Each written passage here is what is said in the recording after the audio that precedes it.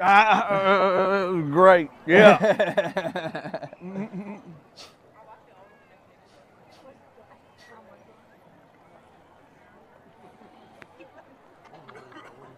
Bobcats will be kicking. Bowling Green will be receiving the ball to begin the game.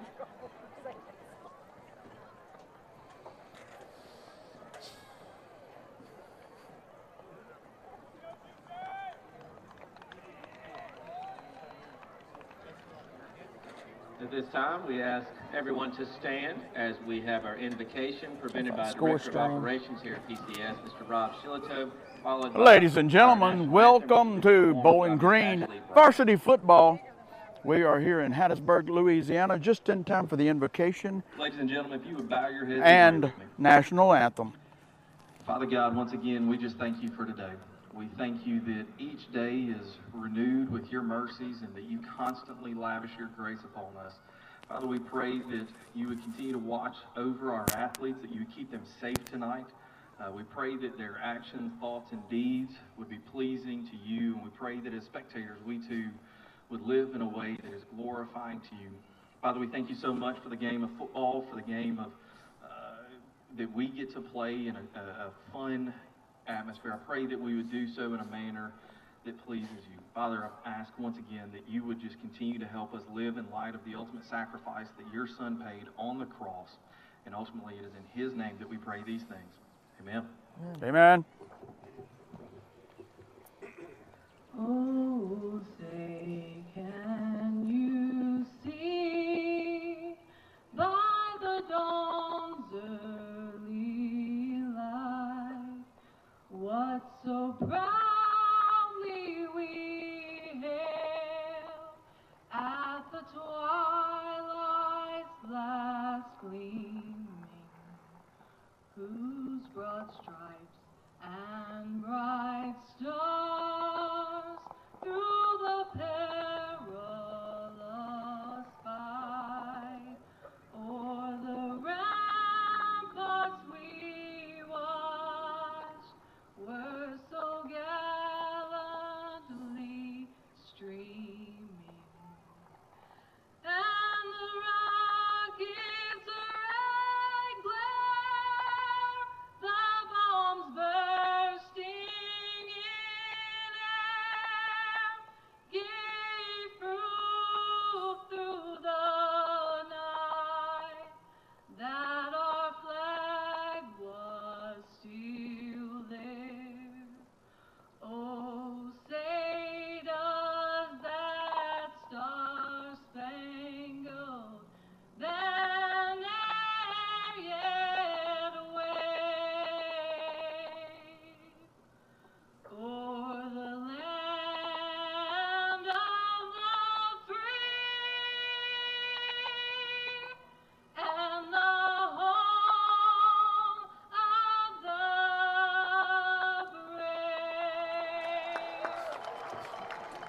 brave. Magnificent rendition of the national anthem, Major. I'm telling you what, Whitney Houston called. She wants her voice back. Well, that is not an easy song to sing, let me tell you. As you well know. I do know. It's pretty, at first you might start off a little bit shaky. There's a couple parts there that you got to hit, and once you hit them, you feel good about yourself, and you know. I know this, you better start off low. Yeah. Because it gets high. It does. Folks, we are at Presbyterian Christian Bobcat Stadium in Hattiesburg, the beautiful campus of Presbyterian Christian Academy. If you've never been here, it's hard to describe, except for on Buck Vision, you can get an idea of the playing surface, and just a magnificent facility, the campus, the whole 9 yards. Now, I'm going to give it a final grade once we leave here tonight. And here come the Bucks. In the all-white, I love the all-white. I always enjoyed the all-white as a player. It looks sharp. I think it looks good tonight. Hopefully we come out with a win. Yeah, I'm a big fan of the all-white. Did you catch the Cincinnati Bengals at all last night? I didn't get to, yeah. Well, you got to be Amazon Prime, which is the biggest snafu in the history of sports media, that you have to subscribe to Amazon Prime to get, and then if you're not within the shadow of a tower somewhere, it's going to buffer the whole time. So Anyway, it's a streaming service. yeah. All Thursday things- night football. all things are going streaming. That's the only way you can catch it.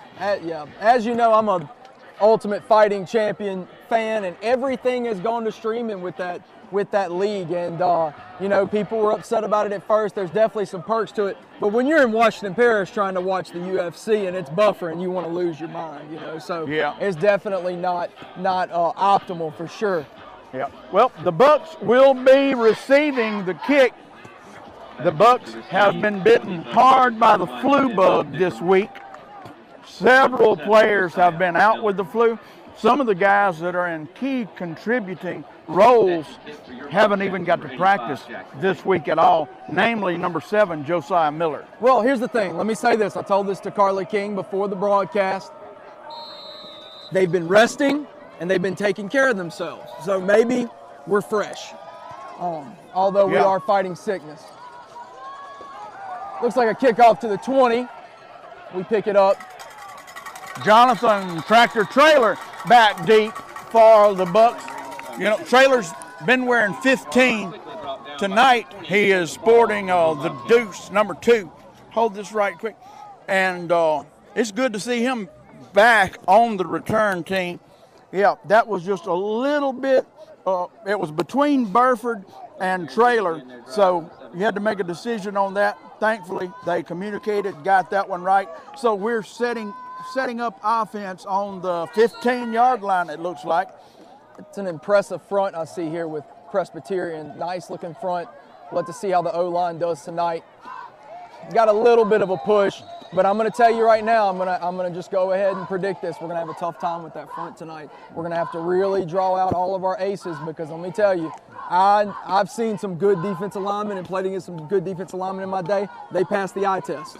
Now, we will have to say this, one change, Maddox McGee starting at quarterback tonight for number 5, Preston Gerald. Maddox McGee, number 14, has got the start. Now, could be sickness involved. Either way, Maddox McGee at the controls right now. He's going to hand it off to Kyron Cowart over the left side. Cowart tries to cut it back up. No running room, really. For a defense, the big thing about those outside plays like that, you teach your defensive ends, you want to stretch the play out. Yeah. And so what they did a good job there is sealing that edge, stretch the play out. So I would teach my defensive linemen, you fight pressure on pressure. Coach Ginn taught us that. You fight pressure on pressure, you can make plays on a run like that. So definitely they're well coached. So 3rd and 7, Mage, it's We're on the 20-yard line, 3rd and 7. In our usual formation. Hands it off to Coward up the middle. It looks like we're a little short of a first down. Of course, the punt team's probably going to be coming out. Kind of an inside handoff type play, unless it was a miscommunication. I've not necessarily seen us run that play a lot. With Coward, especially. You know, between the tackles. Picked up a couple yards, it's going to be 4th and 5. And Trey Killingsworth's at his own 10, kicking toward the scoreboard. This is a big punt right here. Plenty of time to get the punt off. Good deep punt. That's a block in the back. They called it. They called the block in the back. Not much hang time on that punt. You want a little more hang time. Let your coverage team get down there for a little bit. But he got it as deep as he could, so that's kind of what we wanted. And then, of course, block in the back. That helps a lot. That's the thing about Devion Bickham. He reminds me a lot of a player that played with you, B.J. Bayham. You cannot wait to watch kickoff coverage or punt coverage, because he's so exciting to watch downfield as a cover, trying to cover the punt and or the kick. Right there, you know, he forces you to make a decision. Am I going to allow him to make the tackle or block him in the back? Hey, because he's by you before you know it. In football, when do you make most of your penalties? When you're getting beat, right? When you're getting beat, when you've not done your job, somebody gets down there too quick, that's when you foul up like that. So definitely kudos to him for getting down there. A big play for us Yep. You might notice that my comical sidekick and crutch, years and years, Chris Bird, not on the air with us tonight. He's had a prior engagement, so we sure do miss the Hawk, Chris Bird. Yes. Standing in for the Hawk is Major McKelvin. Glad to have him beside us tonight on the broadcast. All right, looks like we got a trips tight formation on the left side. Hands it up the middle. Looks like he gets, what, about 5 yards right there? Yeah, pushes forward for, they're saying 5. If the chains are right, it's 4. But, you know, from personal experience watching Bowling Green, if you go for 4 yards on average every play, you can make a living doing that. Right. Trips to the left. He's going to flick it to the strong side, around the edge. He's got some freedom right here. He might take it all the way. It looks like we're going to catch him right at about the 12 or 13 yard line of Bowling Green. Perfectly executed play. Right there, I mean, you've got trips to the left. They're covering that edge. They're blocking that edge. He was able to get some freedom and get some yards right there. Good run for them. Yeah, the safety, Snake Eyes, Ben Galloway, brought the runner down. Looks like he got the breath knocked out of him on the play. It looks like we got a flag on the play. I do not see a touchdown indicated. He might have fell short anyways. Cowart did a good job of forcing the quarterback to make a decision right there. He confronted the quarterback pitched, and they did pick up some yardage. Now, is there a flag on the play? Flag's on the play. Yes, there's a flag on the play.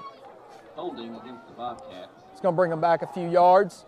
That's big time. They were on the 1 right there. And it looked like it happened on the interior, so we really got a good stroke of luck right there. So far, they got 2 penalties for 25 yards. It's a big deal, especially against a quality opponent like this. Mendelbright, number 6, in at quarterback for the Presbyterian Bobcats. Looks like we got trips to the right. Running back strong side. Oh, that time! And that's Jonathan Trailer. Came from the edge.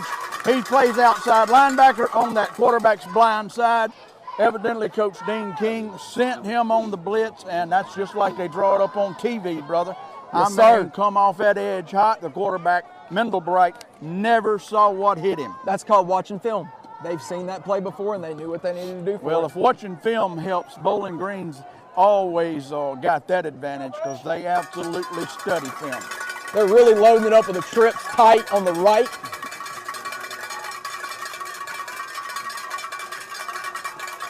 So they're going to do somewhat of a bubble pass to the running back.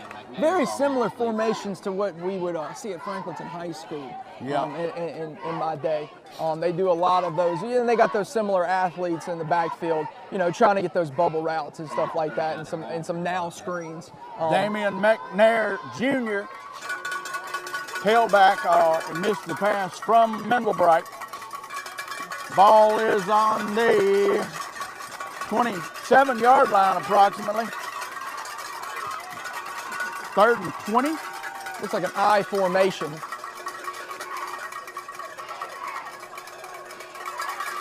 Oh, nice coverage right there. Mendelbright was trying to hit number 7, Constabilio, in the corner of the end zone, but beautiful coverage right there as Russell Wilson, as the cornerback, was running with him, but over the top, Tombstone, Morgan Barrett, had the coverage over the top behind the intended pass receiver. Now, I know you said they have a good kicker. I don't know if they're going to maybe try to put one through the uprights right here, or they're going to go for it. We'll have to see. It doesn't look like they're sending out the They've got to get to the 2-yard line for a first down. They're currently on the 27-yard line, so that's 4th and 25. Yes, sir. It's a pretty significant kick. Trips to the right. Cowart's after him. Get him, Tyrone. That's right. Fantastic coverage by the defense. I mean, you're right. The defense is watching film.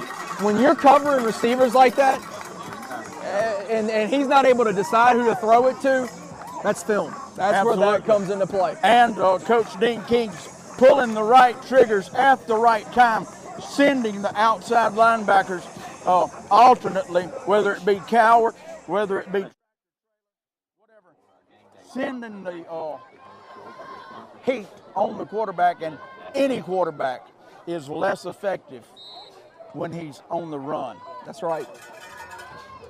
On any level. That's right. Unless you're Terrence McGee. He was better. Bucks line up in their usual formation. McGee hands it off to Bickham. Diamond! Bickham makes a nice little cut to get some yards right there. I mean, we got about 5 yards on that play. You know, it took us a little bit to get there, but he made a good cut. Like you said, he makes sneaky moves. When you think he's down, he's going to make a short little move like that and get some yardage for the Bucks. Yeah, no doubt about it. Diamond, Devion Bickham. This is his first year ever play football. That includes association, little league, whatever. But he has an uncanny instinct for avoiding contact, and that's huge in an offensive ball carrier. Absolutely. We hand it to number 7, and he rumbles, bumbles, and stumbles to get a first down. Josiah Miller, despite having been sick all week, he still remembers how to plow for a first down. Hey, Michael Jordan had the flu. What did he do? Put up 62 points? So, The flu game. The flu game. And you know, the Bogalusa quarterback had the flu game. What's the Bogalusa high school quarterback? Ashton Levi. Yeah, he was out with the flu, and Bogalusa got down 21-0. He suited up, went in the game. Won the game. Won the game for him. So maybe it's good luck to have the flu. Yeah. You surely have nothing to lose. We hand it off around the edge to Bickham. Bickham's trying to catch a corner. Again, a good job of stretching out the play. Down by Bruce Wells and Jalen Anderson for the Bobcats.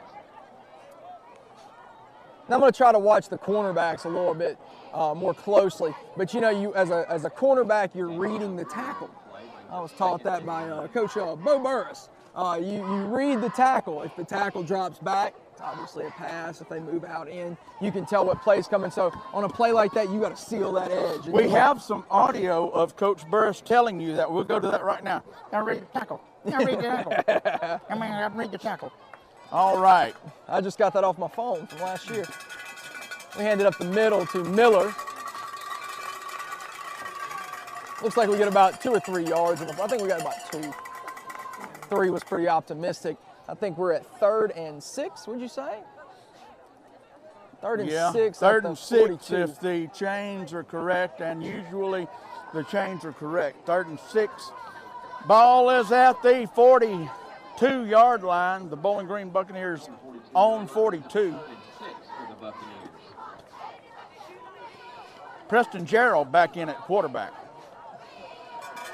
Gerald's going to roll to his, oh, they're holding. Wow, he was holding Verrett. Verrett was going to be running open, and I'm thinking Verrett was going to be either the primary or secondary receiver.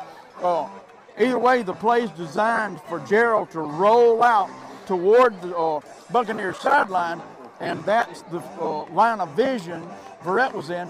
He was trying to run away from the defensive back who was holding on to his shirt tail right there and didn't get the call. Now, Killingsworth is at his own 29-yard line. He boots it. It's going to roll a little bit. It's a cart path. Somebody needs to get to that ball. I think it's out of bounds. Out of bounds at the 15-yard line? Is that right? Am I seeing that correctly? Either way, again, another example of, hey, you're not always going to get that perfect punt with perfect hang time. They call it the rugby punt. Get some distance on it. Yep. Now, Coach Phil Junkins has Dre practice the rugby punt.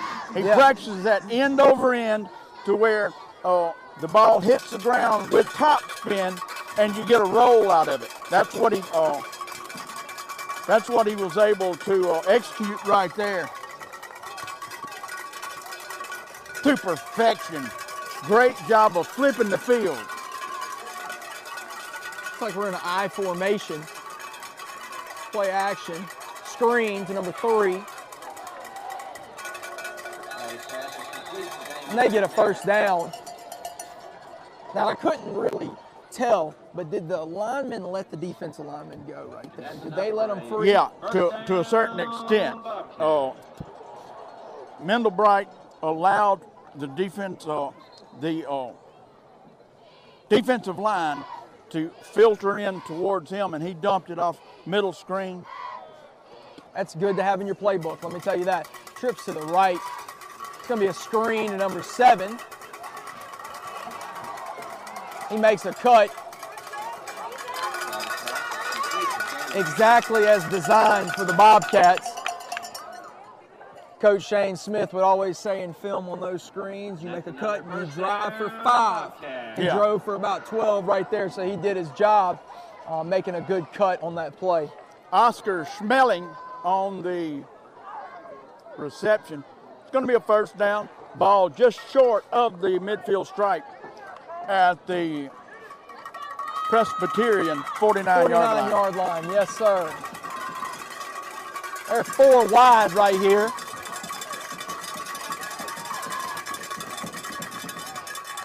Hands the ball off up the middle. Oh! Killingsworth had a hand on him. Looks like we got a flag on the other side of the field. We're going to see who that's on. More than likely, it's going to be a Bobcat penalty.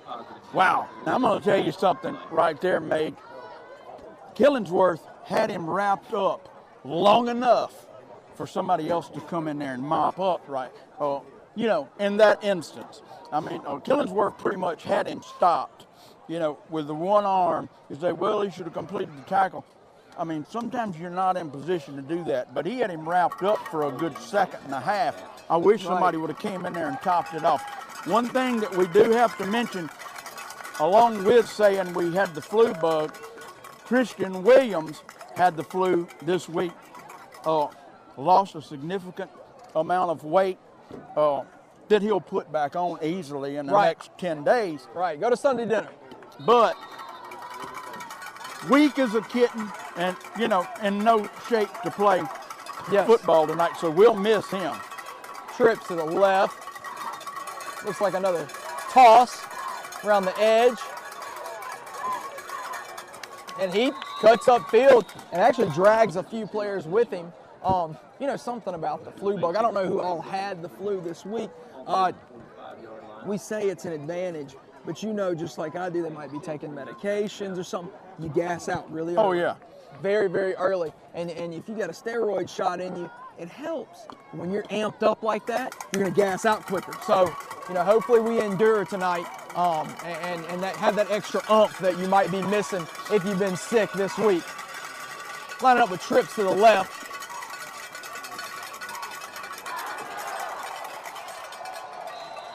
Brought down by Russell Wilson. That was an example of the receiver going in and sitting down in an area where he's open. He runs down, turns around, and on TV they say he just sat down between the spot in the zone, and perfect strike thrown by Mendelbright. I think that's called a comeback route, maybe. Maybe so. I don't know exactly. I didn't really get good at figuring out routes. I never got to play those positions. But an excellent play nonetheless. We're going to have to cover that. They are on the 23-yard line of the Buccaneers. We have 4 wide for the Bobcats. Running back to the right side, so strong right. A screen play.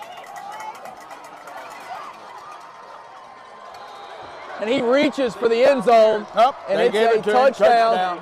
Look, number 6 is a very agile player, has a nose for the end zone. We're going to have to be really careful with him tonight. The way he caught that ball, made a cut, made a few nifty little cuts up the middle. I mean, he's crafty. We're going to have to be careful with him. Another good example of proper execution of the screenplay. The Bucks defensive line, aggressive, headed back towards Mendelbright to make the sack. Dumps it off over to number 6. There's some good ball carriers on the Presbyterian Bobcat side, and not easy to bring down. Now, compared to a fight or warfare, we have heavy artillery with our offense. It's nice to have the nuclear option, isn't it? That pass and air raid offense, you got to have that nuclear option every once in a while. That really puts points on the board early. And good. Nice kick, the PAT, good, and that will make the score 7-0 Bobcats. With 2 minutes and 23 seconds left in the first quarter, definitely we burned some clock. You know, like I said, never want to say anything negative about the home team, about our team, but, you know, when we run the ball like we do, we burn a lot of clock, and then when they can come in and score like that, handcuffing ourselves at times. So it's On the flip side of that, and this is just a debate. No, absolutely. You're right, and Absolutely. what I'm going to say is also correct. Whenever you burn a lot of clock, it keeps that offense off the field. I know in the last couple years, you go out there, 3 and out, burn 40 seconds. You put their offense on the field, they quick strike, burn another 40 seconds, they're back out there. By now, the Bobcats would have had 5 possessions. correct. Correct. Rather than 2. Absolutely. Can't argue with that. We can come up with counter arguments all night. Oh, yeah. You know, but absolutely. Josiah Miller, Diamond Devion Bickham, Jonathan Traylor back deep. I would be kicking it not to the right. And they don't. They kick it to the left. And Bucks fall on it at about the 23. Zeke Burford calls a fair catch, got on the ball. Tractor Trailer loses the headgear right there. Is about to set out a play. Hey, Burford with the height, he can catch that ball, jump on it, to where it might be an in-between play if you got somebody shorter. Right there. You know, that's scary stuff. There's a lot of advantages to being 6'5". Yeah. Until it gets time to ride in a Volkswagen, there are hardly any disadvantages. Yeah. Or a fighter jet. Bowling Green zone 23-yard line.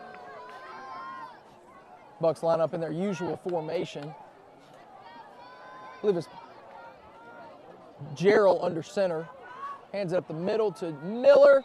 Miller gets some yards right there. Looks like we get about 4 yards on the play. That doesn't hurt anything. Yep, Miller right up the gut. Nice sleight of hand again by Preston Gerald.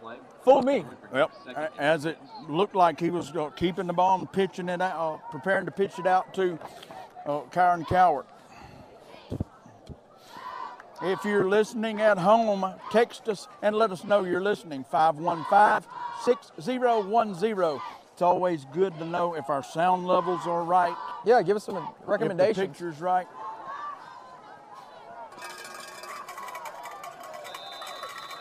Look almost like a zone play to the left Good hard running right there. to Cowart. Quarterback pass James on the play. Cowart stuck it up in there that time now. Hey, we got our hands full with that number 2 right up there in the middle. If you Oh, can yeah. see at home, this is a big guy. I'm thinking maybe 6'3" at least. 250 is what they got him at. 6'3", 250. 6'3", I got a good eye for that. Great size for that interior defensive line. With the helmet and cleats on, 6'5". Yeah, you got to throw over him. We ended up, looks to the right side, what we would call maybe the B gap in between the guard and the tackle right there. We're a little bit short of the first down. Yeah, fourth and a long one, we're going to call it. Decision time. Coach Johnson sending Preston Gerald back out. Comes up fourth down for the Buccaneers, 2 yards to go. A lot of times is when you run the freeze play, see if we can get the Bobcats to jump offside. No play, New Orleans, that's what we called it at Franklinton High School. New Orleans. There he goes. There he jumped. He sure did jump. Now, the question is, from the line judge, did he cross the neutral zone? I don't know. If you jump, you can get back is not in play anymore. Either you jump or you don't jump. And let's face it, he was in the neutral zone. Yeah. He went forward a solid 18 inches. But how can the lady who is crocheting down here in the far corner, watching her great-great-grandson be the water boy, notice that he jumped off sides and the line judge didn't see it? Didn't even have her glasses in place when she saw it.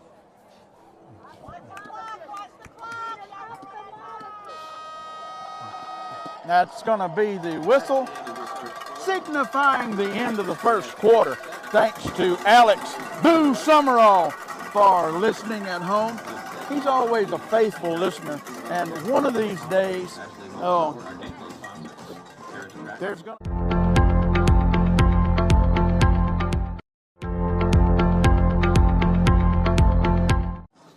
because birds never retire, and this guy just gets younger every year. Yeah. So, but Summerall, he's got a place in media.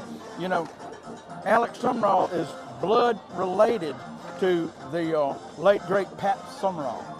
I mean, you know, Pat Summerall, John Madden. I mean, absolute broadcasting royalty. So, you know, he's in the bullpen. I think that's why he listens a lot, is to like kind of catch pointers and dissect the different styles that we might have. He's a huge fan of Chris Bird. Yeah, absolutely. I mean, you gotta sit back and take notes before you step in. I've watched you my whole life, so you know I've been sitting in the wings as well.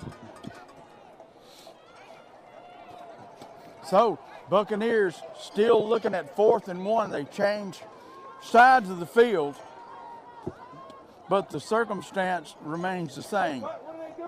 4th and 1. Now they're substituting the man in and out.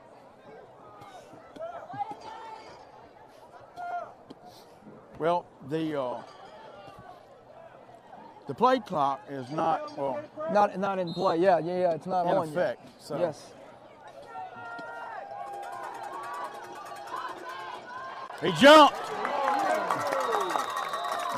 Now that was old number 2 right there, and you notice it was the same jump, or maybe even less of a jump than the officiating team missed down here earlier. That was big number 2, Jalen Spencer jumped. Hey, as a defensive line coach, you know what you get chewed out for? At practice, they need to be going on the ball, not sound.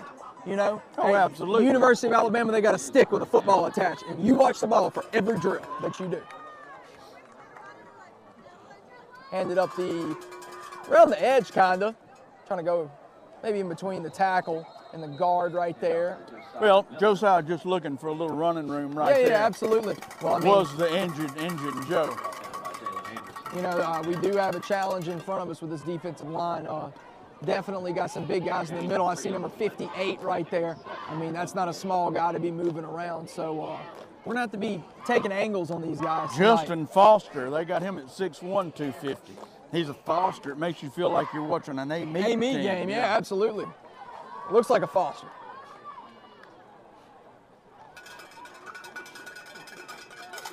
Looks like we handed off to number 84. That's Bryce Graham. Bryce Graham. Yeah, he runs the ball on the short yardage heavy package, we call it, at Bowling Green, and with great success.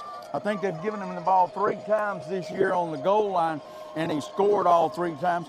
So they bring in the heavy look just to try to pierce that front line. Yeah, absolutely. I'll name drop in just a second. Let's get on with the play right here. Bucks in their usual formation.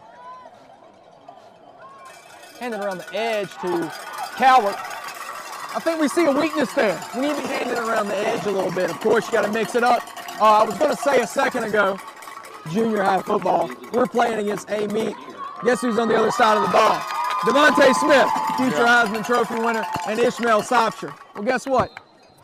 We're beating them in the second half. They put Sopsher in the backfield to run the ball. Oh, yeah. You got to put the heavy in sometimes to pierce that line. Yeah. So I can kind of see the logic behind what they did there with Graham. Hey, we are honored to have Bullseye Brock watching and listening from home. That's our place kicker. He's down with the sickness. Disturbed reference. Yeah. And the PCS defense is disturbed after that run by Miller right up the gut.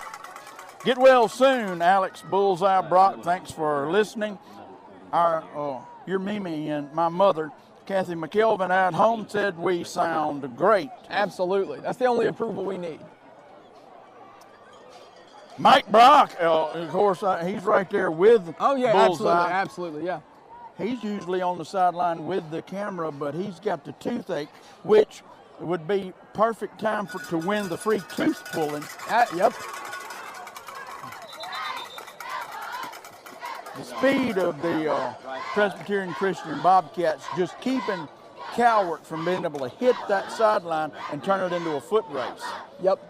You like I said, you got to spread the field out. You got to seal the edges. It's basic football. It's funny how you'll coach a high school team and kids don't follow those basic rules. And if you just follow the basic rules, you can have less ability and be the most dangerous player on the field. You know? Oh yeah, absolutely. We got a third and short situation. We need to convert right here. Let's be real. We're in our usual formation. Gerald tosses it to Miller. Miller reaches for the sticks, and he gets a little extra yardage past the sticks. We're down at about the Presbyterian 42 right there. Vernon School Road strong, representing the Engine Joe. He knows where that first down marker is, baby, and he eclipsed it by probably a yard. Keith Estave listening from Mobile, Alabama. That's the beauty of Buck Vision. Hey, we're worldwide. Yes. I mean, if we wanted to call our broadcast rather than Buck Vision Worldwide Pants, as Dave Letterman, well, we could, because it is truly worldwide. Prestige worldwide. Prestige Worldwide is very, very well known in the comedy world. But Keith Estave, just a couple plays ago when Calvert made that good run, you can see Brody Estave out there, number 54, absolutely jamming. Coach Phil Junkins said on the Coach Phil Junkins show 2 weeks ago that the combination of Brody Estave and J.P. Brumfield are the best two guards he's ever coached. Well, it's a very important position to be solid at right there. Oh, and there is a pretty tough hit right there in the backfield. That's a hit that hurts. Usually on TV, you'll see a hit and somebody will go flying. Everybody's like, that's a big hit. Those hits where you just get stalemated and just collapse are the ones that hurt the most, let me tell you.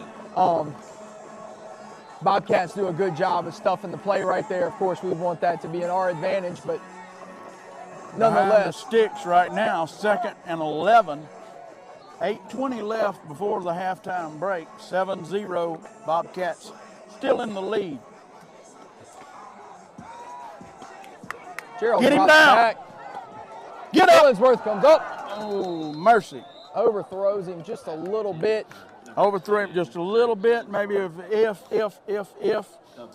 But if that turns into a jump ball between Killingsworth and 31, that's Killingsworth's ball. He's a solid 8 inches taller than that kid. Receivers coach says, you got to keep running. Yeah. You got to keep running right there. The ball gets shorter as it travels, right? Yeah. Even though Killingsworth's definitely tall, you want that ball to travel just a little further to make that catch. I've got Coach Clay Tajon, Southern Miss, pitching great. Going to be updating us on the Franklinton score some tonight against Bell Chase. Gerald drops back. Get rid of it. Get it down. Bickham. Interference. If I have ever seen one, Bickham wanted to maybe engage in some extracurriculars, but he kept his cool, walked off. We're going to get the yards right there. That's big time for the Bucs. No doubt about it. Hey, it was either interfere with him or allow the catch, because Bickham had got way behind that defender. Diamond Devion Bickham. That's the thing about speed. It forces you to make a decision, just like on the punt coverage. Yep. You've either got to commit an infraction or just allow him to do as he pleases. Absolutely. Because the speed gets you down there. And our percentage isn't the highest throwing deep balls, but you know what happens a lot with deep balls? Pass interference. Yeah. That's a great play in and of itself, if you can get that. Bucks line up at their usual formation. Gerald hands it off to Graham up the middle. Seems to get a couple yards. Now, I'm going to tell you something else. Strategy-wise, it just crossed my mind. You've got Miller, who has been out of practice all week with the flu. You've got another guy that can carry that ball heavy on those between tackles plays, and that's what Bryce Grimm's been used for. Christian Williams would usually do that, but he's out also. Hey, look at him run! Engine Joe up the middle. Yes, indeed. Don't sleep on Engine Joe. Don't sleep on Engine Joe. My first instinct when we have a run like that, look for the flags. Yeah. No flags, beautiful. I always enjoy to look back. Sometimes it keeps you from enjoying the moment. Yeah. But hey, great run by Engine Joe. We needed that. Look, we needed that you big just hit. keep hammering at the gut, hammering up the middle. You know, a lot of coaching staffs would have said, hey, we can't run against this defensive line. Abandon the run. We got to air it out. Let's see about this kick. No good. No good. Bullseye Brock. Where have you gone, Bullseye Brock? Buck Nation turns a lonely eye to you. Hey, hey, hey. That is from Simon and Garfunkel. Now, let me say this. You've got Josiah Miller taking it the distance because you've got the patience of this offensive coaching staff saying, yeah, they've stopped us. They've even held us for a 2-yard loss a time or two. But we're going to keep going with the body blows because our opinion is if you give Josiah Miller a crack in just a little while, he'll go. Hey, in the fight game, you want to throw the jab in boxing, and now in the UFC, they want to throw the leg kicks. Guy I trained with had a TKO the other night, leg kicks. Kick the legs out from underneath his opponent. Hey, you keep hammering, keep hammering, keep hammering. They might give in. They just might give in. So we're going to see if that persistence pays off for the Bucks. Well, so tonight. far it paid off with 6 points. Now, the missed PAT leaving the score 7-6. Everybody might get tired of hearing me say it, but I got to say it because it's an original thought. All right, well, first, the watermelon style kickoff, which has been highly effective. The Bobcats, number 25, fielded that one like a third baseman and just went to a knee because that ball is so hard to handle when spinning sideways like that. Hey, one of my personal highlights. Yeah. I didn't get much notice for it, but that's okay. I didn't do it for that. Hey, I recovered an onside kick to win a district championship Sure one year. did. And look, it's fun to pick it up and run with it, but guess what? You got the ball. Yeah, And but it also was a hopper that went low, low, hopped really high, and if I remember, you have to jump up and catch it. Hey, that's baseball. That's playing first Yeah. base right there. Looks like they were looking for a narrow type screen. And look, that's going to definitely be a pass interference. There's a flag on the play. Oh, that's Ripple Champagne. Trey Champagne. I call him Ripple. Yeah.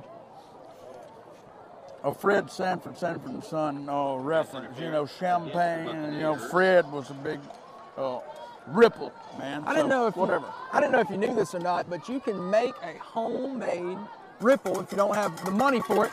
7-Up and Colt Colt 45. Yeah, Yeah. there you go. Colt 45 and Sierra Miss. Sierra Miss. Sierra Miss. And they line up in a 4-wide formation. Running back to the right side. For the Bucks, they're going to be calling strong left right here. Quarterback drops back.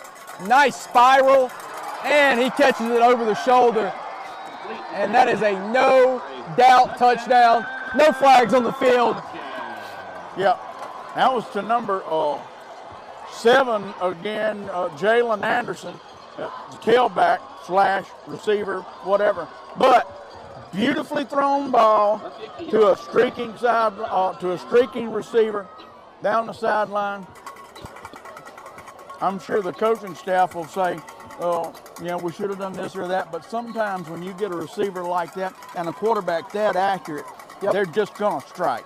Yep, nuclear option right in their back pocket. And the PAT goes up,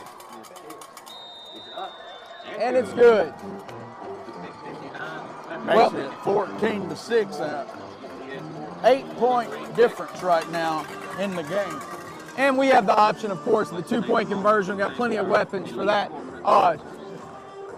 Something about their offense that I kind of wanted to mention. We really haven't seen many offenses like this against the Bucs this year. It reminds me a lot of playing in Class 4A Louisiana football. You can start scoring really quick. We definitely need to neutralize that number 7 right there. Defensive backs are going to definitely have a job to do tonight. Halftime, 6 minutes, 59 seconds away. If I'm at halftime, I'm coaching. Defensive backs are going to have the iPad in front of them watching film for sure. Hey, just how far things have come along.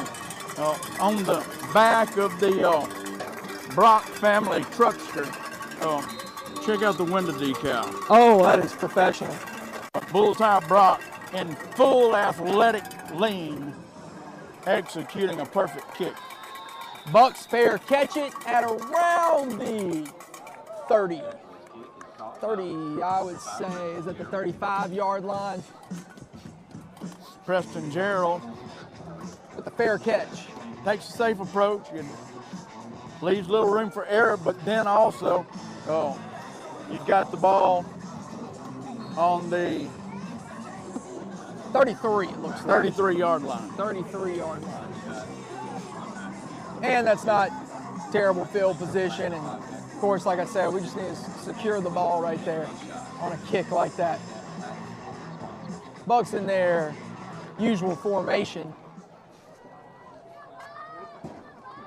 Gerald takes the snap, hands it up to Miller. Hands it up the middle to Miller, excuse me. Gets about 5 yards, I believe, on the play. Yeah, Josiah Miller up the middle, and just looked like somebody had the ankle, lest he be off on another long run. Let's see what the flag is here. What are they calling? Now, Is that a block in the back? both hands behind the back. Or not an illegal procedure. Mr. Damon Smith would be great to have right now. It would be great. to have Yeah, him that's right where now. you have him really come into play right there. Is that ineligible receiver downfield? No, because it wasn't a pass. Is it a? It's not a chop block because that's. Right. Point at the Hey, shins. all right, both hands behind the back is the signal. Whoever can text in the proper call can tell us what the call is, wins a free tooth pulling, compliments of Fair City Dental and Dr. Ronnie Bell. That's the trivia question for the night. Official gives that signal, both hands behind the back. Tell us, 515-6010, what is that signal? Went against the Bucs, who are on offense, so. I got young Jamie looking that up for us. Is that loss of down? It does look like it's a loss of down. Maybe that's what that signal is. 2nd and 20. Going around the edge, Miller, another flag on the play. On the far side, away from the ball. Nice job there by Kyron Cowart. Kyron Cowart did a great job getting out front and executing a beautiful block that allowed that run of 8 yards. I mean, it was pretty decent run. To Holding take place. against the Buccaneers. Going to bring us back. And I don't know if they're going to decline that or not. That happened way away from the ball, evidently. Well, you know, guys in the backfield and receivers being able to block. You know, I played with a guy named Chandler Davis, and probably one of the most valuable things he did was block. Yeah. Around the edges as a receiver. And you'll see teams that pass the ball a lot. If the receivers aren't getting the ball, they'll just stand there and be lackadaisical. And that's a marker of an undisciplined football team, but also The best ever at it, DeAndre Allen. yes. It looks like we handed up the middle to Miller. And, Now it's Miller, third he down is- and long. Oh, third and extremely long.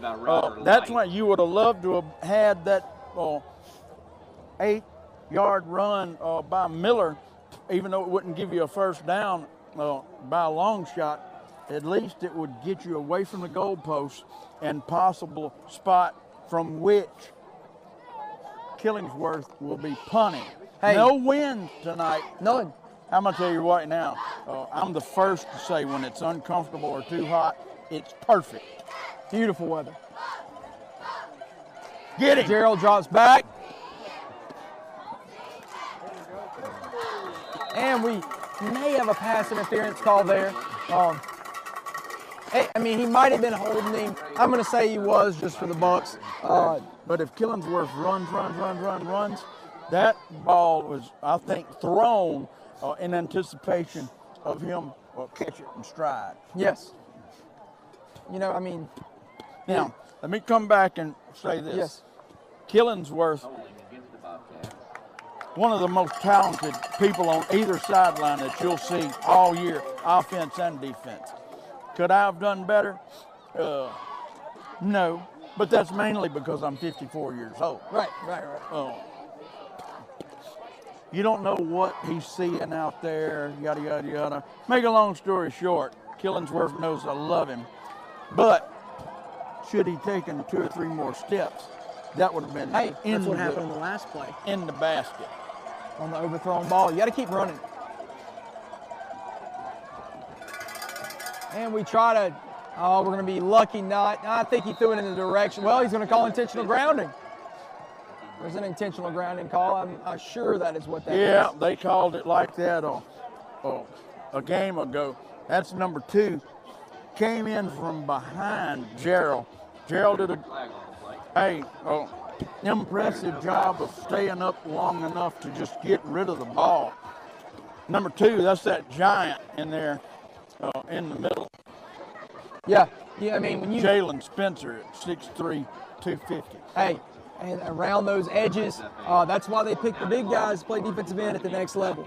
Yeah. It's you might have a quarterback back there. We've seen Drew Brees, we've seen Patrick Mahomes, not the tallest guys in the world. You get a tall defensive end in their face, of course, those guys are good and they can get around, but it's definitely an interference obstacle for the quarterback. And he breaks a tackle. Number 7. He's shifty. And that's going to be, we're lucky we did not get a late hit on that one. I think That's a momentum type thing. it was a momentum, and I think his wires were crossed a little bit. He slung him down about 10 yards outside of the sidelines. You know, one thing you could say about Killingsworth, he's not going to do anything out of malintent. You know, No, he's I not mean, he doing even it to- helped the guy up. Right. Now, right. that was a muffed chance by the punt returner. He didn't know where the ball was. He had touched it. It went to his left. He's looking all around like a catcher that can't find the ball. 7 finds it, picks it up, and he is hard to get a handle on. Yep. Very impressive player. Looks like we got a trip tight on the right side. It's going to be a screen. Coward absolutely destroys the quarterback. Number 3 cuts it upfield for the touchdown. Hey, that trip's tight right there. Hey, that's blocking around the perimeter. You're setting up almost like a small offensive line over there on the edge, and that's what number 3 gets right there. And he scores a touchdown. So, Coward absolutely vaporized Mendelbright. yeah, he knows who Coward Coward is. I'm going to tell you right now, if he didn't already know. Yeah. PAT is up, and it looks like it's good. Good kicker for the PCS. 21-6. Bobcats. In the first half. That's going to be your score. There's still 5 minutes. Hey, the game has slowed down to some extent. I would guess that's because Presbyterians had the ball and they throw the ball more, stoppage of the clock. Right, and today I showed a couple of my students, it was a Friday, so the last few minutes of class, showed them some old Franklin Demon football highlights from the state championship season. One reason those guys were the highest scoring team in the state of Louisiana, the clock didn't burn that much time, and they would score. And so you'd see 54-0. The JV quarterback actually got a lot of downs that year for Franklinton High School. So that's and again, it's the argument of pound it, or we toss it around. There's definitely arguments for both fields. The reason it also puts pressure on your defense to get back out there quickly. So you got to have a salty defense to do that. Anyway, another directional sky kick. And we actually get about 3 or 4 yards right there. Tried to advance it a little bit. I think it was Gerald. Yeah, Preston Gerald gets it. Now that's Chris Bird's point every time.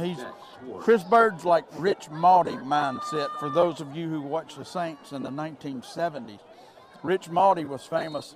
He was a tight end, big guy for a punt returner, but the reason he was so effective, never called fair catch, no matter what. And that's what Bird aspires to be. If he ever catches on with a college, you can look for it. Bird's not going to fair catch it. We almost looked like we were almost in a 4-wide formation right there, handing it up the middle. Looks like we spread it out a little bit right there. I don't know exactly. I call it the usual formation. Do you know the name of the formation the Bucs use? It's a wing T. Wing T, okay. Thanks to Chris Ladner, who texted in and said that that's a loss of down signal. Both arms behind the body, loss of down. So that was not the penalty, but that was the indication after the penalty. Part of the consequences of that penalty is loss of down. It's like a toss to the right to Calvert, and he is hit in the backfield. Estee was out in front, delivered one block. Usually that's enough to spring Calvert, but too many men coming from the inside part of the field with the black jerseys on to outrun all of them. I would be interested to know the schedule that PCS has played. They did play Oak Forest last week. I'm not exactly sure what kind of offense Oak Forest runs, but these guys are set up to play against people that are good around the perimeter. And that's the kind of offense they have. So definitely gonna have to look in the playbook to combat that. Looks like we put Miller in motion. Try to do like a running back pass right there. I got a miscommunication right there between the receiver. No, not really miscommunication. Receiver wasn't on the same page because Miller got that halfback pass opportunity.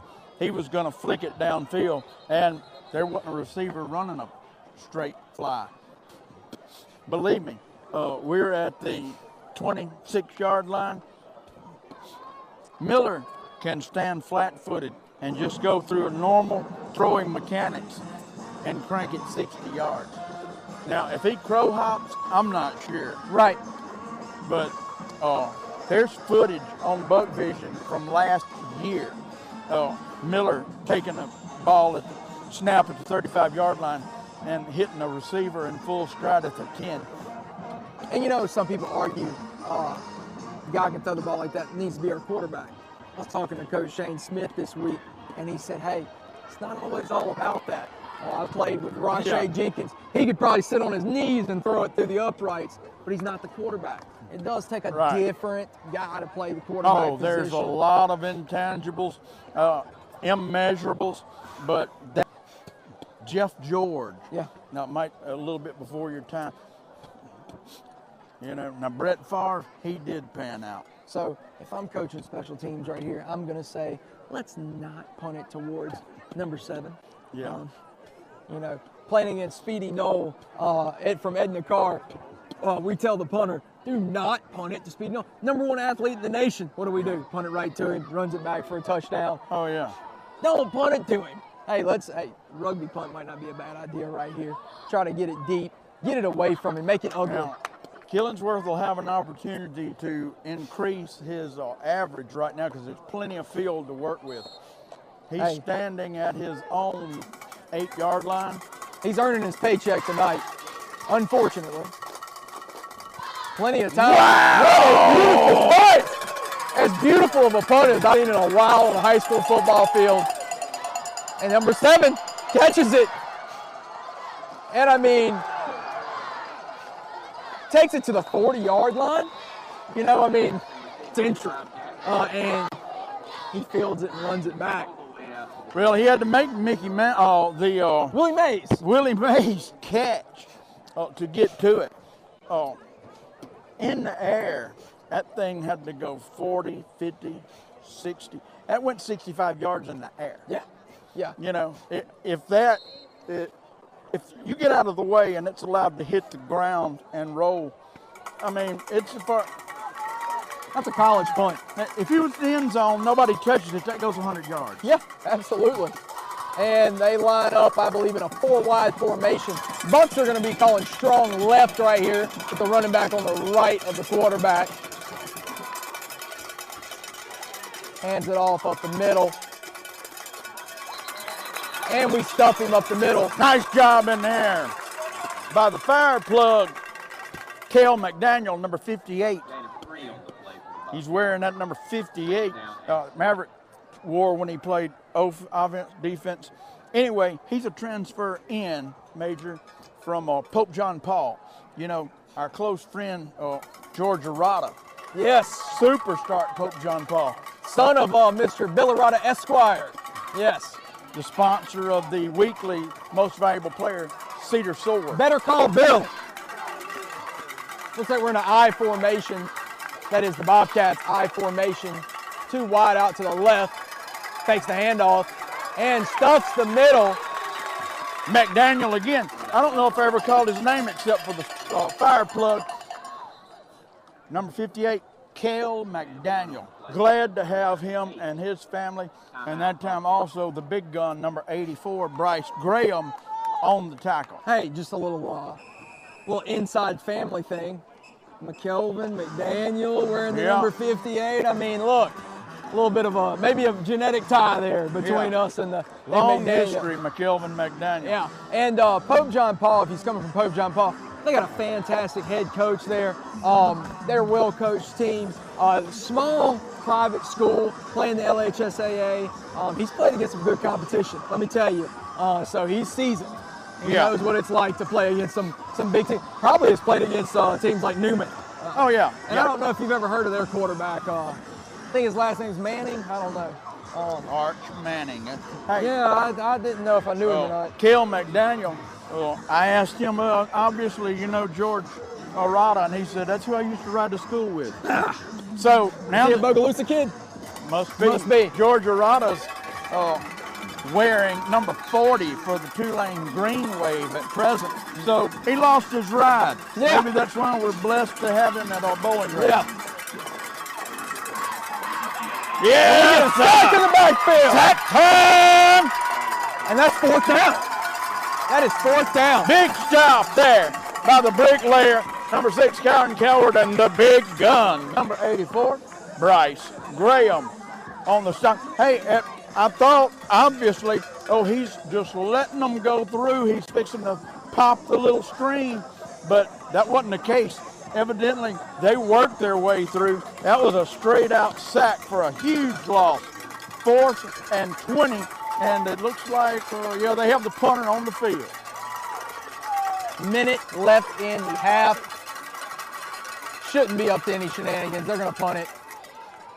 Good punt, but it's going to go in the end zone. Maybe. And it does, thankfully. Nice block right there by the tombstone, Morgan Verrett. He was the punt returner, but once it goes over the head and you're saying, hey, I'm going to allow it to roll into the end zone, you don't have anything else to do. Here comes the streaking coverage team member down the field, looking at the ball, head up on Verrett, and Verrett, bam, gives him a nice shot. Hey, and for the punter right there, to the punter's credit, coverage team gets down there. They can put that ball on the 1 yard line. If Verrett don't make that block, it's on the 1. Yes, indeed. In the wing T formation, hands it up the middle to Engine Joe. And look, it's 21-6.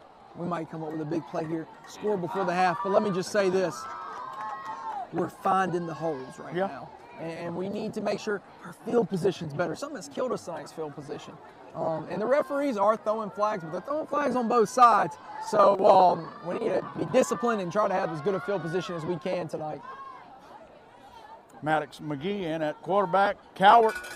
Estave on the block. Oh, shoestring tackle by that kid, 25. Estave with a fantastic block, of course. His dad, Mr. Keith, watching from Mobile. It's a highlight right there for the offensive linemen. Don't always get those Estaves have so many athletic highlights. Yeah. I can think of one for sure. Between playing baseball, football, and fishing, they've got all the bases covered, baby. Absolutely. And I actually got to play with his brother. That was a standout football player here. We surely do miss him. Drake Steers. Yeah. Great, fantastic guy that we wish was still around, but a hard-nosed football player. And, when he was out of high school, if you saw him around, you definitely didn't want to cross his path. He was a big man. Well, each and every week, you might notice on the set of the Coach Phil Junkin Show, we have the takeaway title holder belt, the bone hammer, and 2 headgear from the present team. But also there's 1 green helmet, and that's Drake Spears' helmet. Absolutely.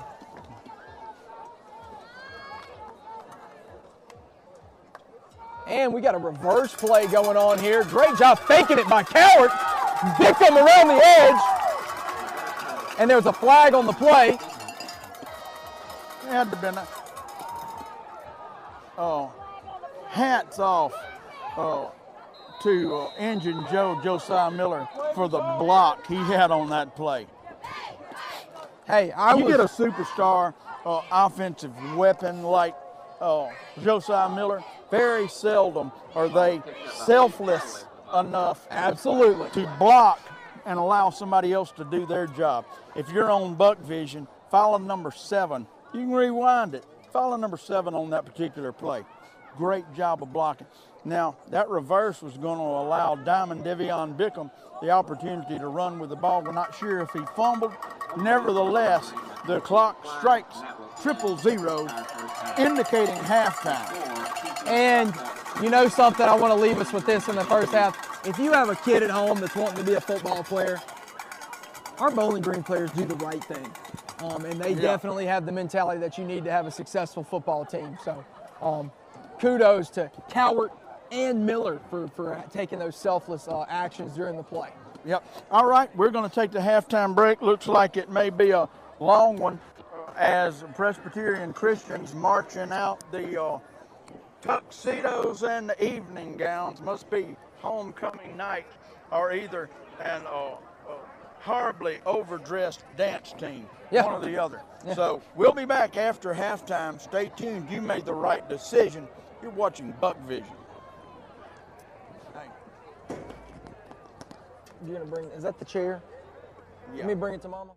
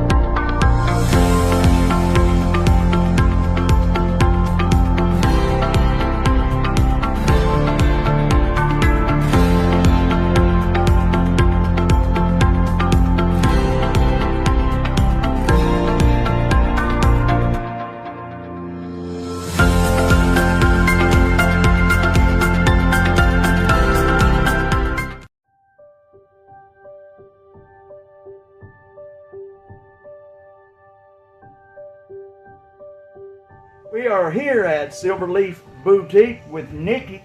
Glad that Nikki was able to come on and affiliate Silverleaf Boutique with Buc Vision as a sponsor.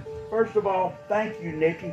And I have noticed in the whole Franklinton, Washington Parish area that you are very active in sponsoring several different activities and several different programs, and I just want to say thank you for doing that. And a beautiful store you have here. Tell us a little bit about Silverleaf Boutique. Well, I opened the store in 2016, and since then it's pretty much grown from a little bit of boutique clothes and shoes and jewelry to more gift and home items, and pretty much if you're a guy and you need a gift for your lady, you can come here. Absolutely. Well, that's the first thing Raymond and I talked about. I said, Raymond, this is where we need to come next birthday, Valentine's Day. Beautiful boutique, beautiful store, and a little bit of everything. And the candle selection, I can spend 30 minutes at a candle rack anywhere. The whole place smells wonderful. But we do thank you for coming on board as a Buc Vision sponsor, and we invite everyone to come down, take a look at Silverleaf Boutique. Thank you if you're a regular customer. If you've not been here, do yourself a favor. It's on Tanglewood Road,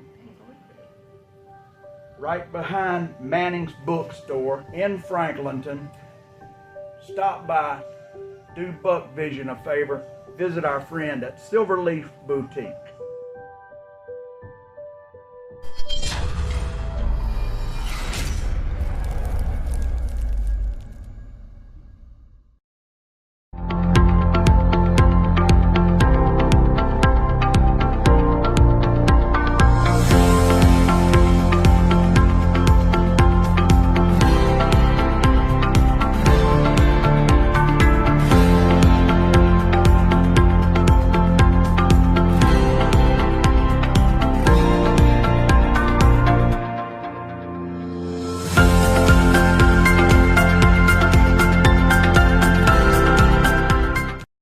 Welcome to Bowling Green School.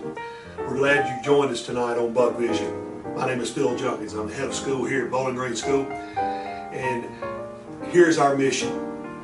Bowling Green School strives to provide a safe, Christ-centered environment for our students and staff. The core values of honesty, loyalty, and perseverance will empower students to achieve academic goals while fostering a duty to civic responsibility, personal growth, and God's kingdom furtherance. Here at Bowling Green, Jesus Christ is at the top. Academics come second, and we hope that you enjoy tonight's athletic events. Good morning, I'm Emily Phelps. I'm an English teacher here at Bowling Green, and I love my school because BG is my family. Hello, I am Debbie Gerald, and I teach 5th, 6th, and 7th here at Bowling Green, and I'm also the varsity dance sponsor for the Buccanettes. And I love Bowling Green. It's like a big family, and it is the best place ever to be. Bye, everyone.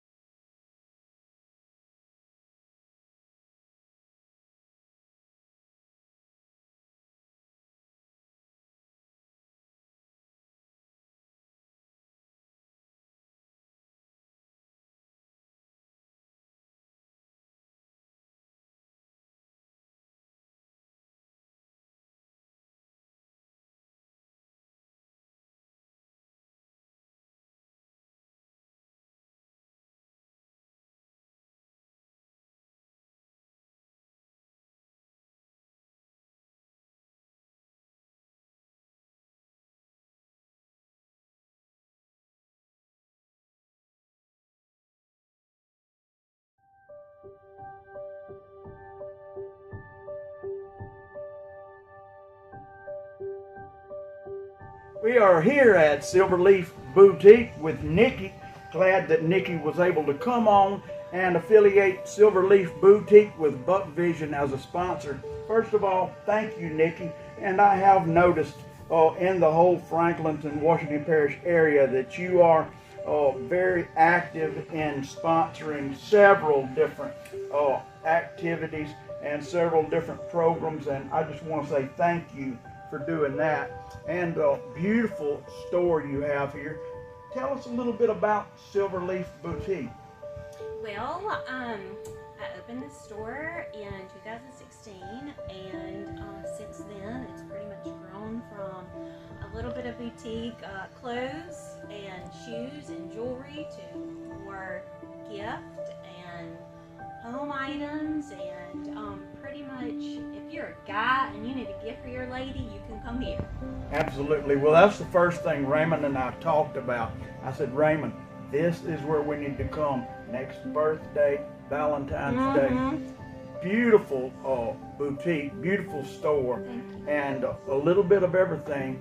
And the candle selection, I can spend 30 minutes at a candle rack anywhere. The whole place smells wonderful. But we do thank you for coming on board as a Buc Vision sponsor, and we invite everyone to come down, take a look at Silverleaf Boutique. Thank you if you're a regular customer. If you've not been here, do yourself a favor. It's on Tanglewood Road, right behind Manning's Bookstore in Franklinton. Stop by, do Buc Vision a favor, visit our friend at Silverleaf Boutique.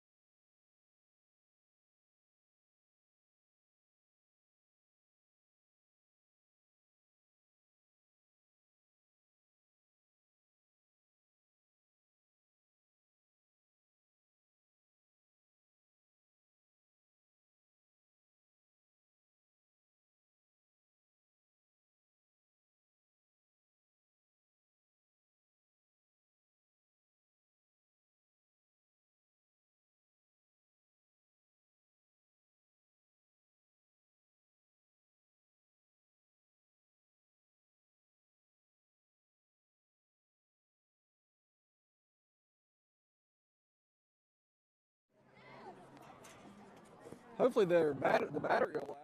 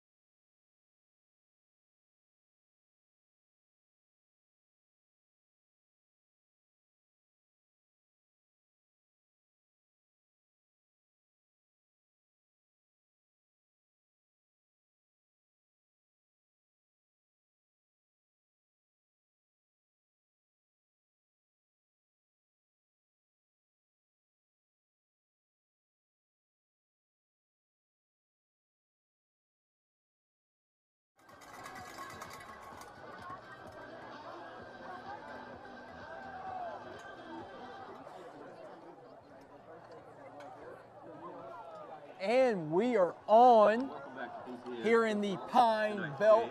Brought to you by Ashley. Definitely named the Pine Belt for a reason.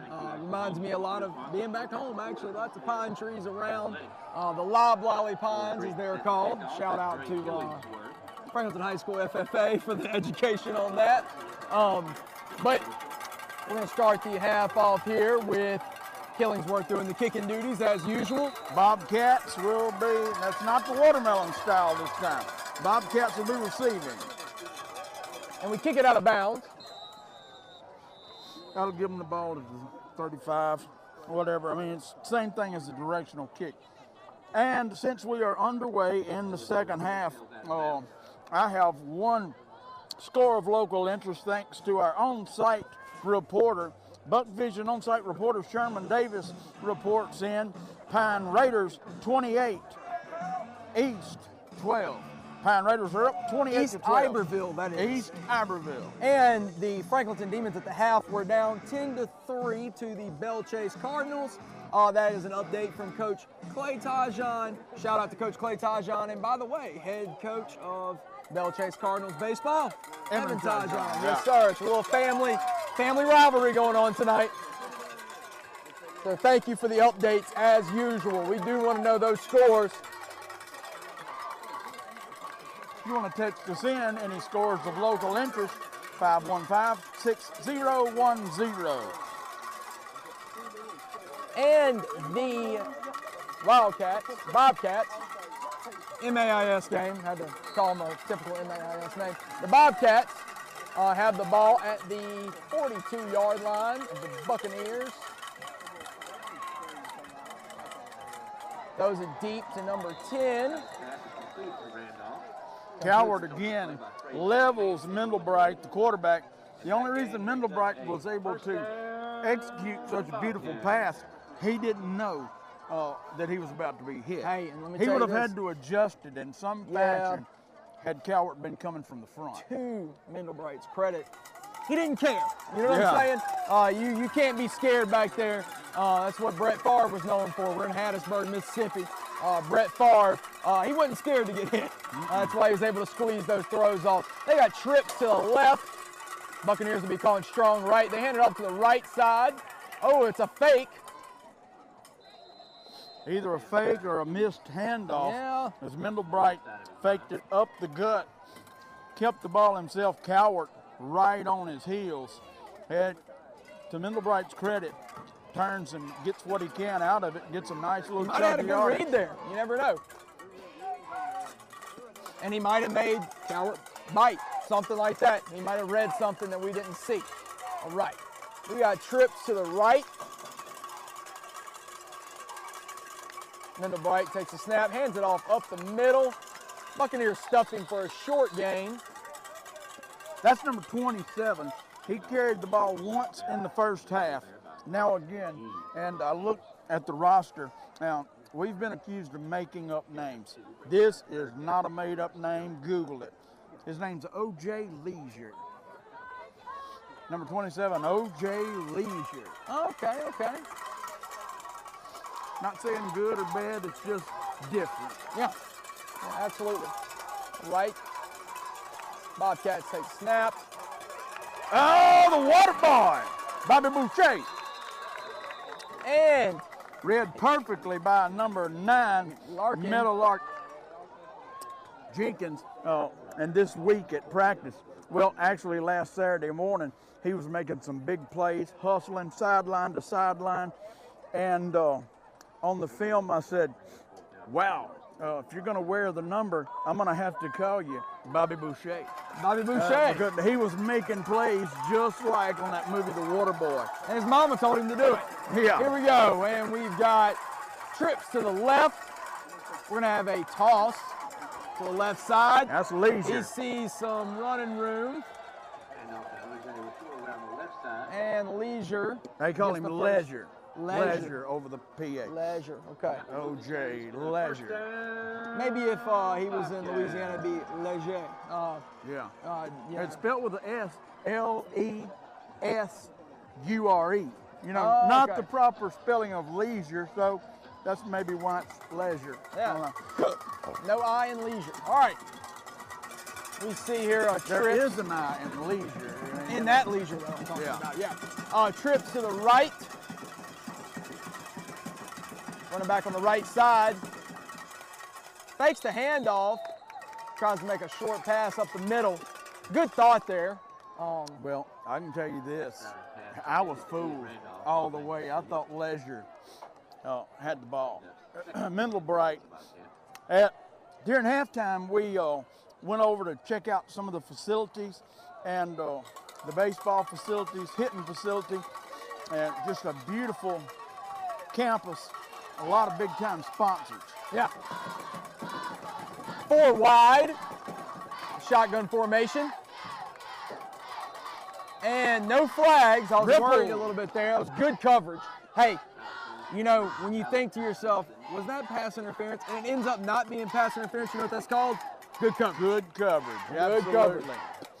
Absolutely. By the always outsized Trey Ripple Champagne. Yes. And hey, there's a reason he's there, man. He's deadly with the coverage and the quickness. Absolutely. 4 wide. Flag on the play. I wasn't watching the play clock. Pre-snap penalty is almost always against the offense. And it is that a false start? Oh, but I was trying to make the point. Sponsors, yeah. Yeah, as we walked around, one of the largest sponsors here, you know, Mendelbright, the quarterback, his family evidently does a lot of sponsoring here. Is Miss Mendelbright's boarding house. No hot plates allowed. I got you. Miss Mendelbright's boarding house, no hot plates allowed. One of the huge sponsors here. Trips tight to the right, like a bunch right is what they would call it. And he has like a comeback route right there. Looks like he's short of the goal line. Burford was right on the spot with the tackle. Hey, those pass was complete, but the safety, doing what the safety's supposed to do, comes up and does not allow the ball or the ball carrier to get behind him. Yep. Thanks to Sherman Davis, our Buck Vision on-site reporter, with another score, 35-12. Pine leads East Aberville, 35-12. Pine looking for a 5-0 perfect record. We got bunch right formation. On 4th down, big play here. And he drops the pass in the end zone.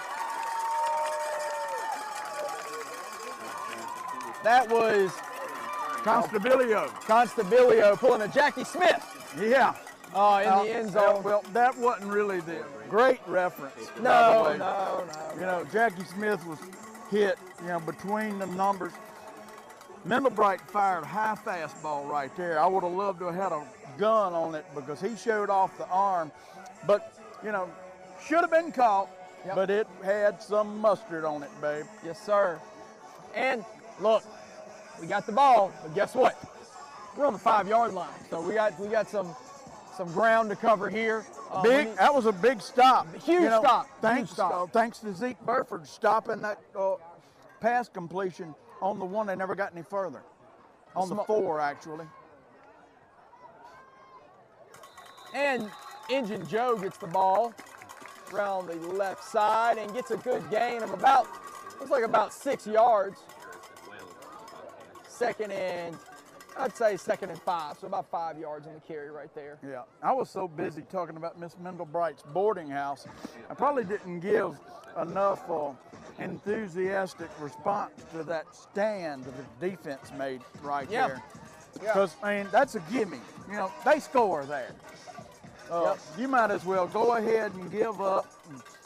They score, but guess what? Burford stops them on the 4. Great coverage by Champagne. And then a big-time stop on 4th down. We're stuffed up the middle. Now,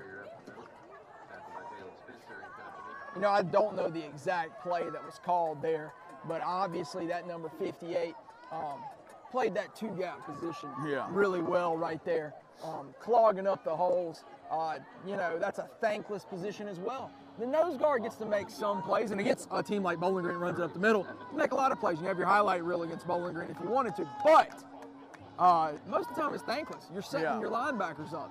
So right there, I mean, really, that's just a good job by him clogging up the middle. Hey, it's 21-6 with 6 minutes and 40 seconds left in the third quarter. Around the edge to Cowart. Makes a good cut inside. And I think we got a first down there. First down, Bucks. Cowart showing the quickness and speed. The bricklayer. You know, I said after the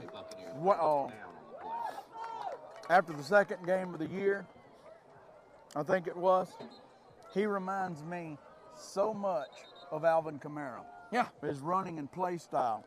Yeah, absolutely. Yeah. And I told him after the game, I said, I've never thought of it before, but watching you tonight came to my mind, Alvin Kamara. And he said, oh, Coach, let me show you this. And he showed me the back of his helmet, and he's got a helmet sticker, 41. Yep. That he wears on the back of his helmet. Imitation creates some great plays for sure. And we ended up the middle. You know, speaking of that, I just wanted to kind of talk a little further on that. Something that coaches talk about. Hey, if you have a player that you like to watch, that you look up to, imitate them. Yeah. Right? And if you imitate them, obviously they're successful for a reason.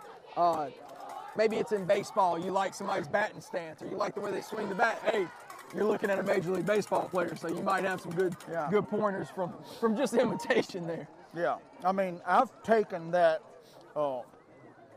approach. You know, my favorite athlete, John Daly.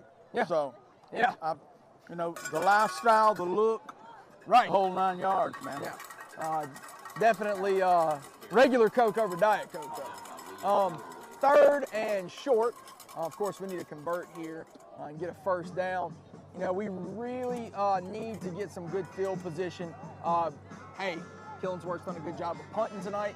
But on 3rd and 1, yeah, it's time to get the first down, move the chains.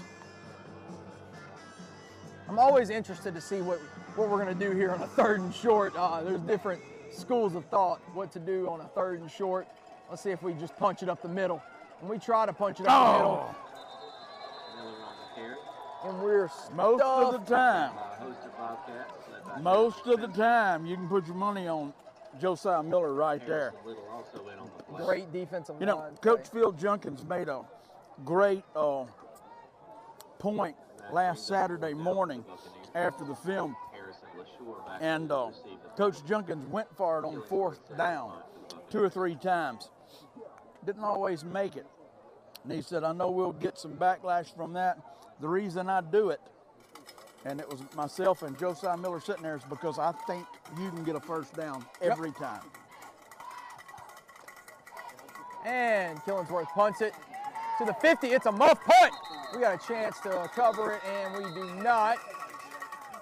Diamond Devion Bickham again, first man down. Yep, absolutely. It's very, very valuable right there. Well, he put the pressure on him, almost got a turnover right there. Yeah, you got to make a decision, because Devion Bickham, Diamond Dev, as he's well known as, forces you into a decision right there. Hey, whenever we played John Curtis my senior year, yeah, we were concerned with the offensive line being about 6'6" on average, but they're coverage teams. You've got to be on point. You got good coverage teams, you can win ball games. Oh, yeah. All right, Mendel Brighton, the shotgun. And it looks like a bunch right. And that's a curl, is what I believe that route was Quarterback called. punished by the big gun, Bryce Graham. Wrapped up immediately was the receiver. By Zeke Burford. By number 13, Zeke Burford. 3:45 left in the third quarter, 21-6. That was a halftime score. Yep. We holding at 21-6. And again in that bunch formation to the right. Ball snap. Fakes the handoff. Man, he is really good at faking handoffs. Goes around the edge and keeps it. He gets a little bit of a gain right there. He is swift of hand. Yeah. Sleight of hand, I should say. On the fakes, he's doing a really good job. He's fooling us up here. You don't want to play cards with him, or especially that one with the 3 shells. Yeah. Like you see at the baseball games. Yeah. 3-card Monte. I don't know what it's called. Right. Anyway, he ran into a lot of traffic over there on the right side. About 2nd and 6 right here for the Bobcats. Trips left. And we're getting beat deep right there. Reception is made by number 4 for the Bobcats. Looks like a go route of some sort. Yeah, his name's Little. Champagne was in his hip pocket. Just another example of you're always open if the quarterback can have pinpoint accuracy. Right. I'd like to see this guy on the baseball field for sure. I mean, all the receiver had to do right there was hold his hands up. Only the receiver, Little, had an opportunity to make that catch. Champagne was running right with him. If that ball's underthrown by 8 inches, Champagne picks that off. Right. In an I formation. Quarterback decides to keep it. And he's hit in the backfield by Graham. Nice play there.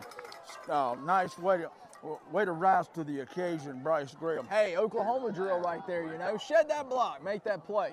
That's what you want to do right there. Get them off of you. Now, you don't necessarily want to penetrate the line, right? So you did a good job of staying lateral right there on the line of scrimmage. Stay flat. You have any scores up there? I do. In the 3rd quarter, Franklinton's coming back, has tied up the Belle Chase Cardinals 10-10 in the 3rd quarter.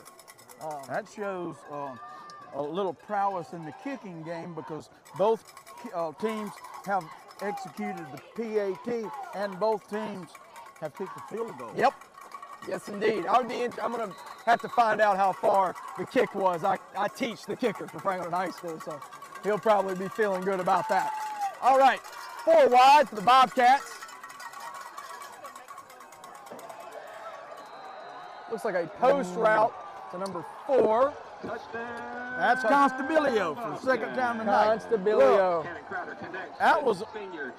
That was another example of, I think he found a soft spot in the zone and just turned around. And when I say that, from what I understand on TV, when you're running on a particular route and you notice, I'm open right now, right? You just sit down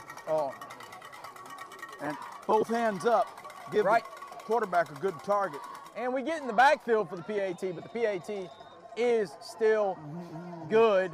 Hey, Trailer pulled out all the stops to block that one. You got to give him a gold star for the effort right there. Look, we're seeing a pretty electric passing game tonight out of the Presbyterian Christian Bobcats. I mean, this quarterback doing a really good job of hitting his spots, as we would say maybe on the diamond. Very slick. Overall, I'm extremely impressed with their quarterback. I wonder the difference between a Wildcat and a Bobcat is just the tail. I mean, it's mutated somehow into from the long tail to the short tail. It's weird to me. Yeah, kind of controversial. Theory of evolution is if a stray cat gets out, spends enough time in the wild, 120 years later, their offspring will take on the traits to survive in the wild. So, little environmental science. No tail? I don't know about that. I mean, it's a good way to stay away from predators. Diamond Dale's Bickham. Oh, what a move! What a move. And he's got the moves like Jagger. Very fitting song to be playing right there. Quick reference, babe. Yep. Definitely had the move right there and got us some yards. Look, it's 28-6. To borrow a quote from Harvey Benvenue, that move right there could have froze vodka. Let me tell you, I mean, if you're on Buc Vision, you have the luxury of running it back and watching that again. That's going on the huddle. That's going on the highlight film. Yep. Bucks in their wing T formation. And they fake the handoff. Get out there! And a great play. Look, he dumped that ball right where he needed to. That's what we need, right? Just get it there to the big guy. That's number 14, Maddox McGee. Maddox McGee. And that quarterback. Hey, you know what they say, either you're a McGee or you wish you were a McGee. At least that's what the McGees say. the McGees say, yeah. Let me tell you, that was a nice touch pass right there. And that's what we need. We need to be executing that play, especially right now. Look, we're downfield. We're on the 35-yard line, wing T formation, around the edge to Cowart. Cowart finds some room. Run with it. Can tackle. Would not be denied. No flags on the field. That's a touchdown for the Buccaneers. Hit pay dirt with pay dirt. Hey, we'll all stand and sing the first and last verses of number 283. I would not be denied. Cowart right there. 4 different times he had every excuse to go down. He just keeps running out of tackles, shucking people to the side. He saw the end zone, and it was his for the taking. The bricklayer followed the yellow brick road. Let's just say. Nice one. Nice one. Now, Buccaneers with the score 28-12. Going to Going for line 2. up, go for 2. And Bucks are going to call timeout. Hey, great use of the timeout. Oh, the Bobcats are going to call timeout to make sure that they're in the proper defense. Right. Because obviously going for 2 long ago as we march down the field, our offense knows, hey, if we score, we're going for 2. And this is what we're going to run. Yep. You know, you're prepared. The defense, on the other hand, was not prepared for Cowart Rolling with the stick it in punches. the end zone. Right. Yeah. Hey, and look, just saying, you've got to have that play to Killingsworth in the arsenal. You've got to get downfield right there. Hey, we're almost finished with the 3rd quarter. Look, if it's 28-6 still and it's the 4th quarter, the chances of you winning the game are not very high. Right now, we're giving ourselves a chance. So, 28-12, 1 minute and 4 seconds. Also, it's no coincidence that you throw the ball complete over the middle of Killingsworth, then next play, all of a sudden, the running game opens up. Yep. They complement each other. Wing T formation, going for 2 here. He rolls out the pass and is hit hard in the backfield. Looks like there's some extracurricular. Oh, no extracurriculars. The ball was dropped and picked up by number 4. Of course, he cannot return the 2-point conversion. Well, Maddox McGee had no opportunity to complete that as he reversed out, started to look upfield for a potential receiver. All he saw was navy blue or royal blue headgear and black jerseys. That'll make the score 28-12. That's a 16-point difference. 2-score game if you can get the 2-point conversion. 2-point conversions to go through there. Hey, do you hand the ball off there? I mean, I don't know. You know, they set up, they probably overloaded the box. They're thinking, hey, we're going to trick them with something here. They're thinking Josiah's going to get the ball. You know, I think that's why we try that. Some sort of a flood pattern. Makes you proud to be of Scottish descent to hear that young man screaming to the top of his lungs. Yes, it does. Bon Scott, AC/DC, the Bon Scott days. Yes, sir. And 27 falls on it at the 30-yard line. Just too much ginger wine. Yes. Yes, indeed. Did Bon Scott in. Yep. All right, let's set the table here, as the Hawk, Chris Bird, likes to say. Ball's at the 30-yard line. Presbyterian taking over on the offense. 1 minute and 3 seconds left in the 3rd quarter. Presby with a 28-12 lead. Hey, right here, they're trying to score, right? They're gonna be airing it out right now. They got nothing to lose, so we obviously our defensive backs know that, and we got some guys deep right now. We got 2 high right now, as you would say, and that's not very usual for the Buccaneers, and that's because Tampa 2. We got the air raid offense we're playing against. Into the game at interior linebacker, Cam sealed the deal, number 21. And as predicted, they throw it right up the middle to number 18. Verrett roped him up right there at the 45-yard line. That's a hard play to defend, Major. Look, you run down and then slant across the middle, and the very second that you turn your head around, the ball goes right into your shirt pocket. Hey, you know, I was quarterbacking some touch football the other day, and my players are getting frustrated with me. They're like, I'm open. No, you're not open. And they said, what do we need to do? Run underneath, right? Come underneath the defense and make a play. All right, here we go. So it's a fake to the running back. We got a screen-like play over on the right side, and I believe they're a little bit short of a first down. Going to be 2nd and 1. L.J. Meadowlark Jenkins, also known as Bobby Boucher, on the stop right there. According to Alex Boo Summerall, who's sacrificing his night out here at the game to monitor the Yankees game for us and every at-bat for Aaron Judge.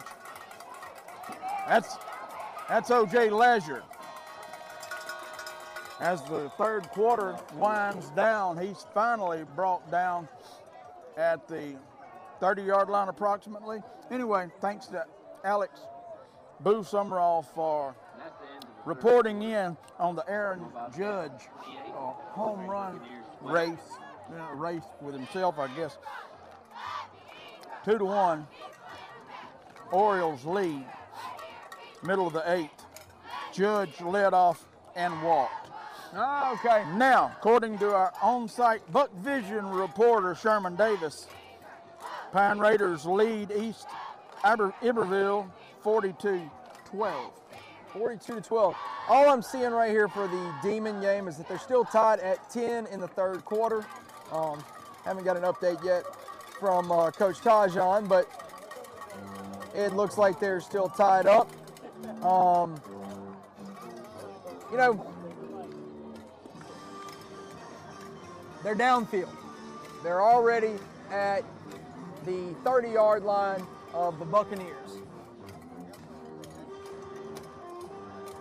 You've got to space it out. You've got to throw the ball a little bit in 2022. If you're, you know, they know that we're going to be able to stop the run. They know that, right? Any team that's played against us has been a defensive battle. If you want to put some points up against the Buccaneers, you got to come up with something else. So,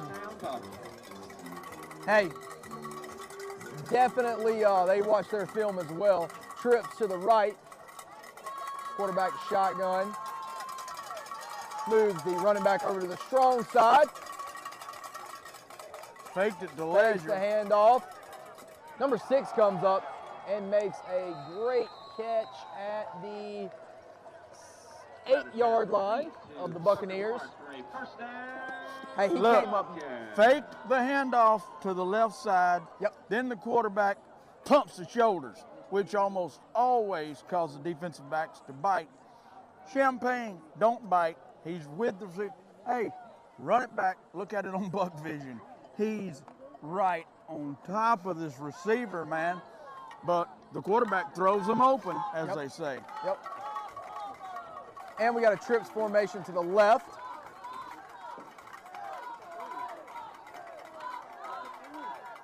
And, ooh, almost a one-handed touchdown pass. Kennebec, I think, is the name of number 12. Hey, he's definitely standing at 6'6", man. He's 6'6". Yeah, he's a pretty big guy. I mean, you know, and athletic, gets the one hand up there while pirouetting, almost pulled that one in. Yep. And we got a trip. Looks like Connor McCain out here. So he looks like. Yes, he does. Trips left.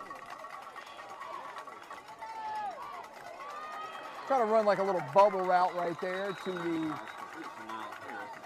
I guess we'd call it the Y receiver. And he's brought down. Didn't get a good look at which Buccaneer brought him down. I'm thinking probably Russell Wilson, number Russell 2. Wilson. Nice job right there, along with tractor trailer. Yep. Guys, it's third down and goal to go.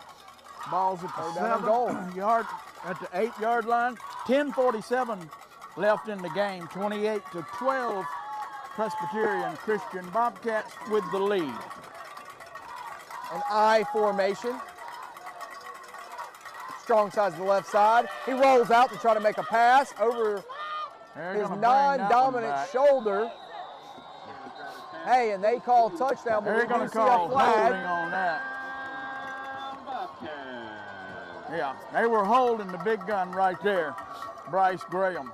Hey, I might be wrong about this, but on those rollout plays, you see a lot of holdings because you're really almost zone blocking to keep the end from your quarterback.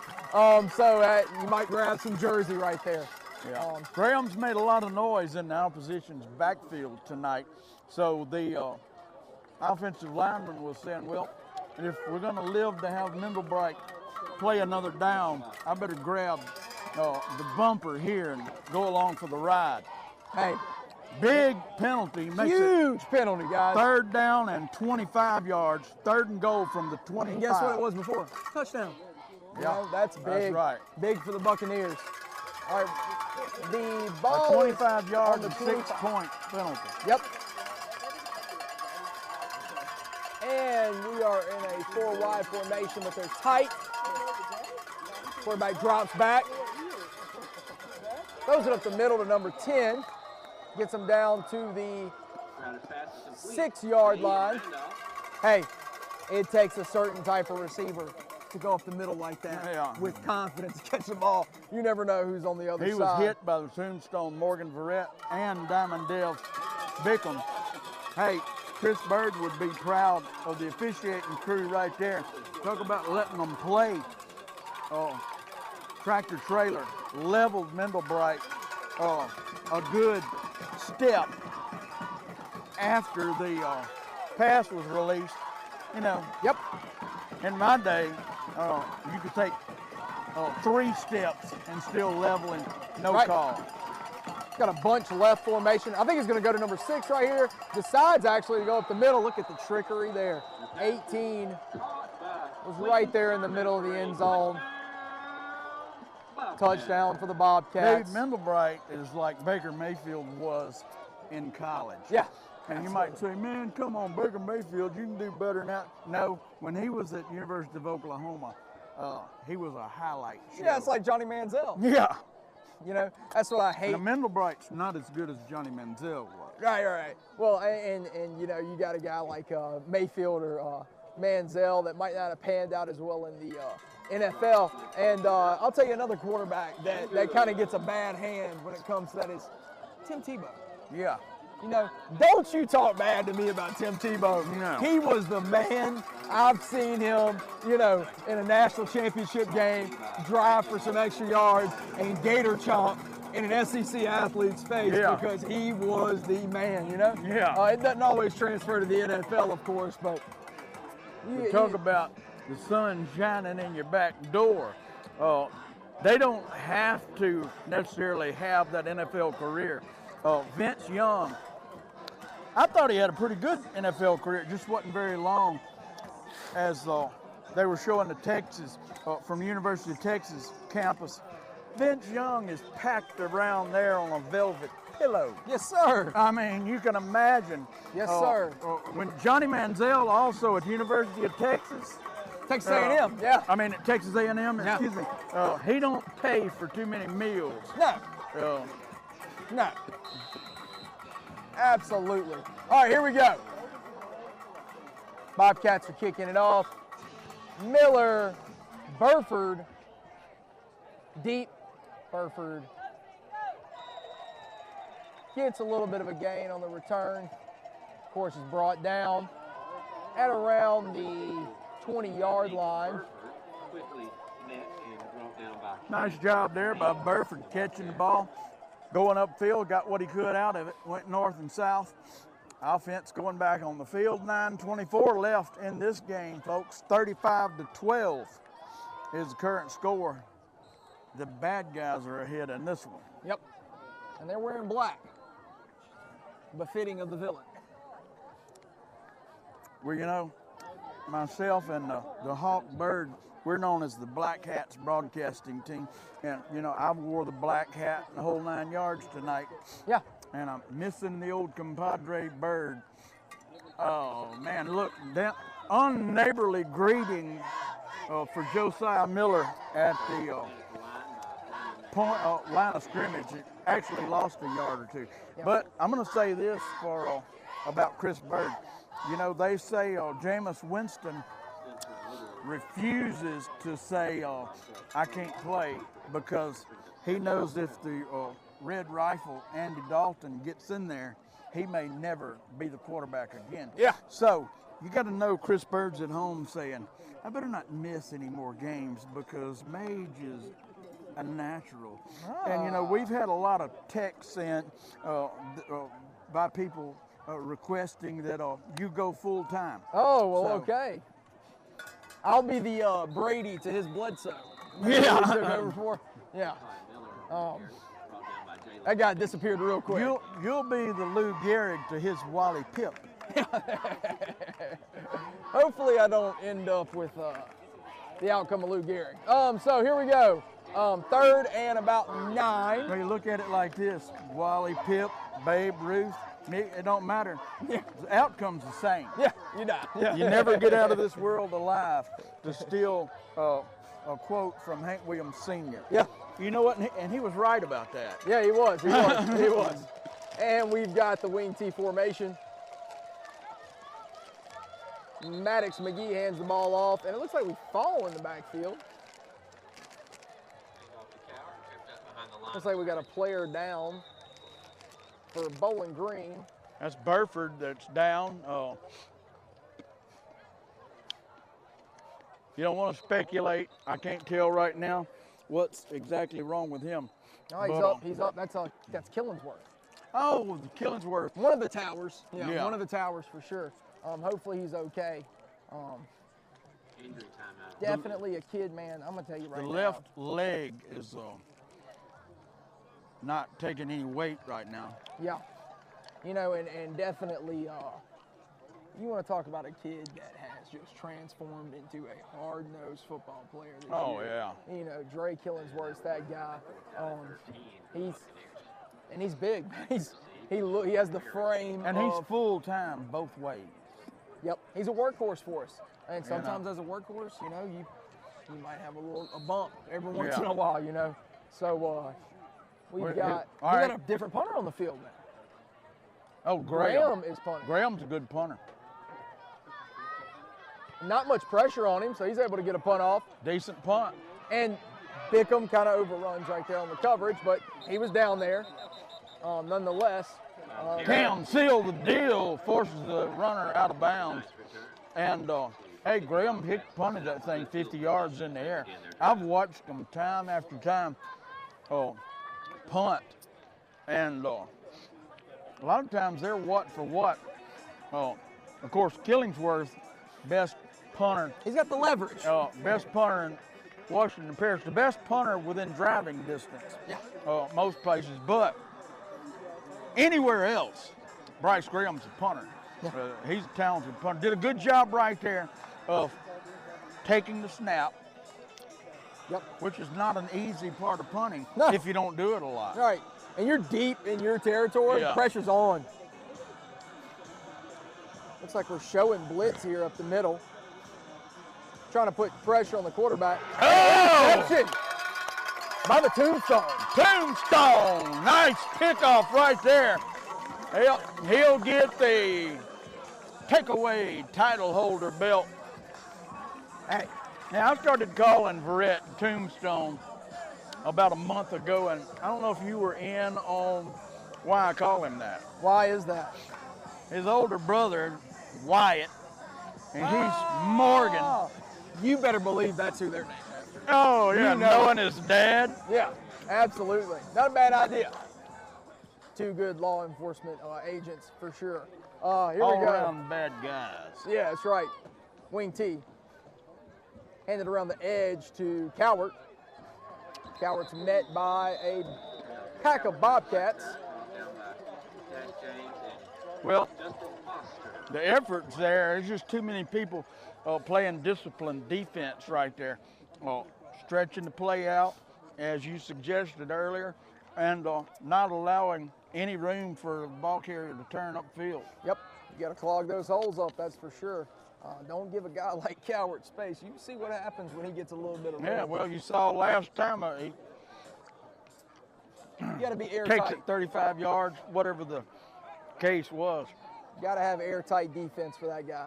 All right, here we go. Bucks in they got 2 out left. Hand the ball off to Engine Joe on the left side, and he is hit by 3 Bobcats. Now, I'm thinking that might be somewhat of a personal foul. Yeah, I'm not exactly had to be. sure. Play's over, so you know it wasn't right. It wasn't any type of foul that happened during the play. And it happened right at where the tackle was made. And let me tell you this. 15 yards. When you're winning 35-12, 6 minutes left in the fourth quarter, you got to be careful on defense. Stuff like that can happen. You know, you give up 15 yards, and hey, it might not lose the game for you, but you got to have a disciplined defense. Sure don't help. Yeah, that's right. Here we go. We're back in the wing T formation. Ball's handed around the edge to Cowart. Cowart makes a cut. Back inside. He's driving. He gets the first down. Run with it. 6, run with it. I'm going to tell you. Hey. Weight room, heart, determination, skill, whatever you want to call it. He's got all of those. Hey, another fight reference. The current welterweight champion in UFC is Leon Edwards, okay? And he won the final match, or the championship match, in the last minute. He's hit 2 matches before in the last few seconds and almost knocked out. Yeah. And it takes a special person to still keep fighting when the score is not in your favor as it is right now. Engine Joe to the right, he's stopped for about a 2 or 3 yard gain. Picked up 4. 4 yards. Nice job. They gave him the forward progress. Forward progress. But yeah, when you see a kid keep pushing for yards in this situation, yeah, that is discipline, that is toughness, that is all things that are instilled at Bowling Green by the coaching staff here, who does a tremendous job. We're just under 5 minutes, 4:53 and counting, 35-12. Bobcats are up. Maddox McGee, quarterback. He drops back after he fakes the handoff. He's hit pretty hard in the backfield. Hey, I don't know who's playing PCS next week, but they need to be doing 7-on-7 practice. Yeah. Let me tell you, because this is definitely, a team that probably does well in their 7-on-7 oh, absolutely. Matches. Hey, if we were going to make excuses, I would have started making them when we got off the bus. Right now, this is not an excuse. It's an observation and a compliment. They're loaded with athletes. Yes, sir. And the sprawling campus dictates that they have a lot of boys to choose from. Yep. And if you're one of the 11 that they put on the field, your choice. That's right. Bickham with another great move. Hey, we're going for it. There's 4th down and short. We're going for it right here. We're definitely penetrating a little bit better right now. Definitely going to go for it on 4th and about 1 right here. Try to get that first down conversion. Hey, let's try to score, Let's try to make the score look a little better, for sure. Here we go. Bucks line up. Wing T formation. I'm assuming Miller's going to take that 3-point stance in the backfield. And they try to do the no play. Moved.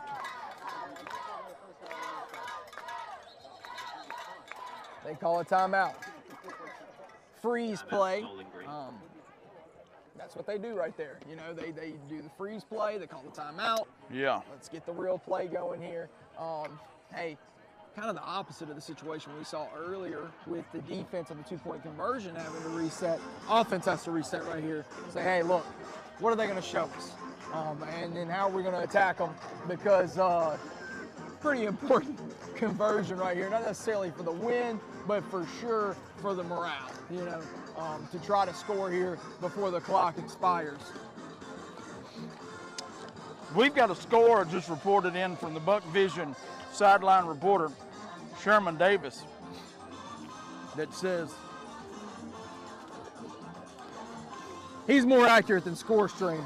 Not very impressive. he's at the Score Pine Stream. game. Right.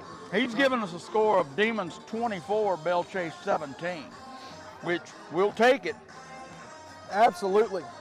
Score Stream is It's delayed. untrustworthy alone. I'm not giving it a good review. Let me just go ahead and put it out there. It's a shame it's the only source of information. Yeah, especially with today's technology. Yeah. Here we go. 3:48 left, 35-12, Buck trail. Trying to get a first down. Engine Joe fights forward hard. Rumbling, mumbling, stumbling. And the flag. I think a flag is going to be. Did he just get a holding sign? What are we seeing here? That was at the end of the play. I was hoping it was another 15-yard penalty against the Bobcats. So Hey, he's bringing his elbow up to his face, maybe thinking face mask. Oh, it's going to be against the Bobcats. Personal foul. Pointing to his head right there. Again, Mr. Damon Smith would be valuable. I guess he's signaling personal foul. But What did he just say? personal foul. He said personal foul. One hand at the head. I don't know if that was targeting. Maybe so. Maybe so. Leading with the head. Maybe something like that. All right, wing T formation. We need to brush up on our signals here. Handing around the edge to Cowart. Cowart lowers his shoulder, but is met by a couple Bobcats right there. Hey, they come in packs. You understand? Yeah. They are coming in packs tonight. It always helps when you've got back. Yeah. Every time. You don't want to have to make a bunch of solo tackles. You know, for the stat sheet, you want solo tackles. But for a defensive coordinator, assisted tackles, if those are high, that means everybody's flying to the ball. And that's what we're seeing here Hey. tonight. Josiah Miller, I know you've seen him.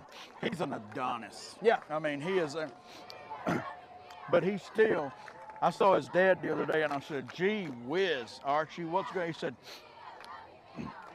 there he goes, Engine Joe. Touchdown, showed a little speed right there at the end of it. He's got that boost. Touchdown to the Buccaneers. Hey, we needed that. Absolutely needed that right there. Engine Joe comes out big. Look, you ask yourself, why is this not happening more often? I mean, we're facing a good defense tonight. Let's face it. You know, and look, Cowart, Miller, hey, they're Across that beautiful to offensive see. line tonight, usually I'm real quick to point out the O-line, and I hadn't so far tonight. Left tackle, Jacob Mathern. Left guard is J.P. Brumfield. At center for the third year as a starter, Eli Schilling. The right guard, Yes, Nick. I'm gonna wait for this PAT. McGee pitches it out. Burford, oh, beautifully executed. That's the way you play the option. I mean, Yep. if you defend it any play properly, it don't go executed perfectly by the Buccaneers. Yep. At right guard, Hey, Brody Estave, and at right tackle, the big Mac daddy, Big Mac truck. Macaulay Keaton. But anyway, I told Josiah's dad, Archie, I've been friends with him a long time. I'm like, gee whiz, you need to leave the weights to somebody else for it. He said, boy keeps getting bigger. I got to still be the man of the house. Yeah. Hey, he's older than me. Yeah. and looks like Evander Holyfield. Yeah. Now, if you hadn't seen if you see Josiah's dad, you'll say, "Oh, okay, that's why Josiah looks like he does." Archie Miller, man, he is a doggone chiseled from stone. You know, I'm 54. I think he's 57 years old. I tricked some of my baseball players one time and convinced them that I played for the Cincinnati Reds. Like, really? You play for the Cincinnati? And I'm very flattered that they bought it. Obviously, I look good enough for that. But if you were to tell somebody, hey, Mr. Archie played for the Chiefs back in the day, they would say, hey, they wouldn't doubt it for a second, right? You know, especially after watching his offspring play football. So they may say, no, he looks like he probably played for the Raiders. Yeah. You know, that'd be the only thing you'd. All right, Graham to kick it off. Ooh, effective kick. That's inside the 5 where that's O.J. Ledger muffs it. Hey, look, why is he blowing the whistle right there? You know, I guess he well, it's a dead ball because, he touches the football, in contact with the ground. Knees on the ground, yeah, of course. But definitely good officiating there. I was just thinking for a second, like, hey, he might have muffed it, might have missed it, let it go between his legs or whatever, and we could have covered it. But anyways, hey, great kick. Reminds me of the Rashad Black Velvet Portenberry kicks that we used to see. Just line drive deep. Through the back of the end zone. Shot Fortenberry through the back of the end zone, and the ball never gets over 8 feet off the ground. Yeah. NFL talent, by the way. And here we go. We've got them deep in their own territory. 4 wide's the formation. Hey, they're trying to put 40 on the board right here, guys. They're still going to be shooting deep. Hand it up the middle, though. And get a few yards.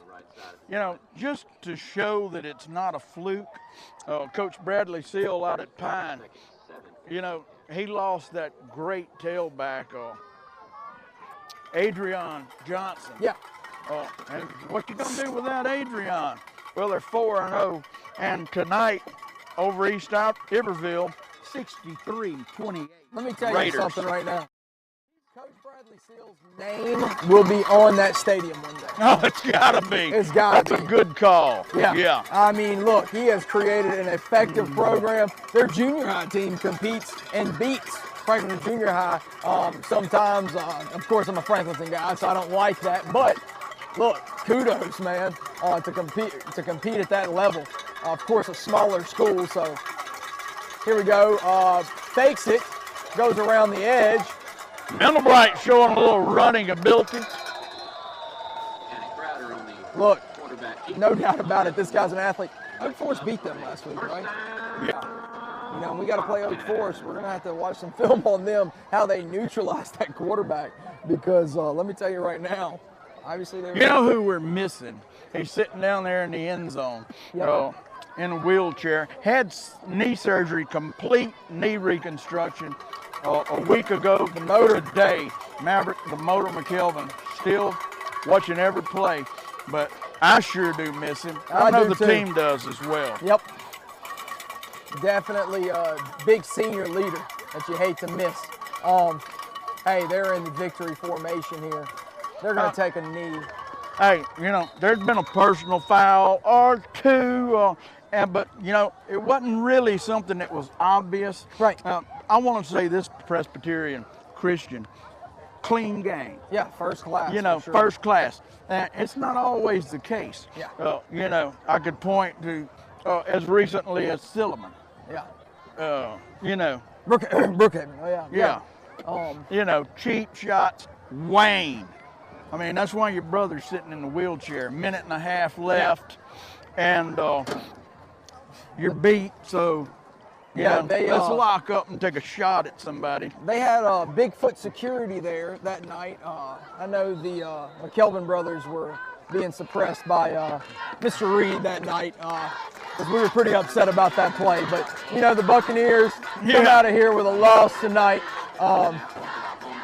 Hey, really good opponent, well-prepared opponent. Height-wise, I think we're outmatched in defensive back position. As you said, we were covering the guys. They just had those extra inches on us, and we're able to make plays. Yep. Hey, we always give the Bill Arata Law Firm Cedar Sword player of the game. I'm going with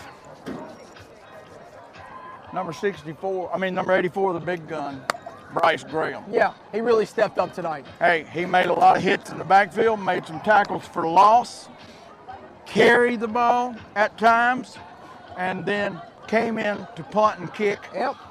And as a sophomore, you got to say, hey, he's very valuable to the team. Let me tell you right That's now. That's what the player of the week is supposed to constitute. Who is it that we're glad remembered to catch the bus tonight? And that would be number 84, the big gun, Bryce Graham. Congratulations. You win the Bill Arata Cedar Sword Player of the Week. Hey, Major, thanks for filling in. I enjoyed it. And until we see you next week, this is the old Colonel, Mr. Positive Jeff McKelvin, along with Major McKelvin, and on behalf of the Hawk, Chris Bird, you're making the right decision every weekend that you watch Buck Vision. Thanks, everyone, and go Bucks. Yes, sir.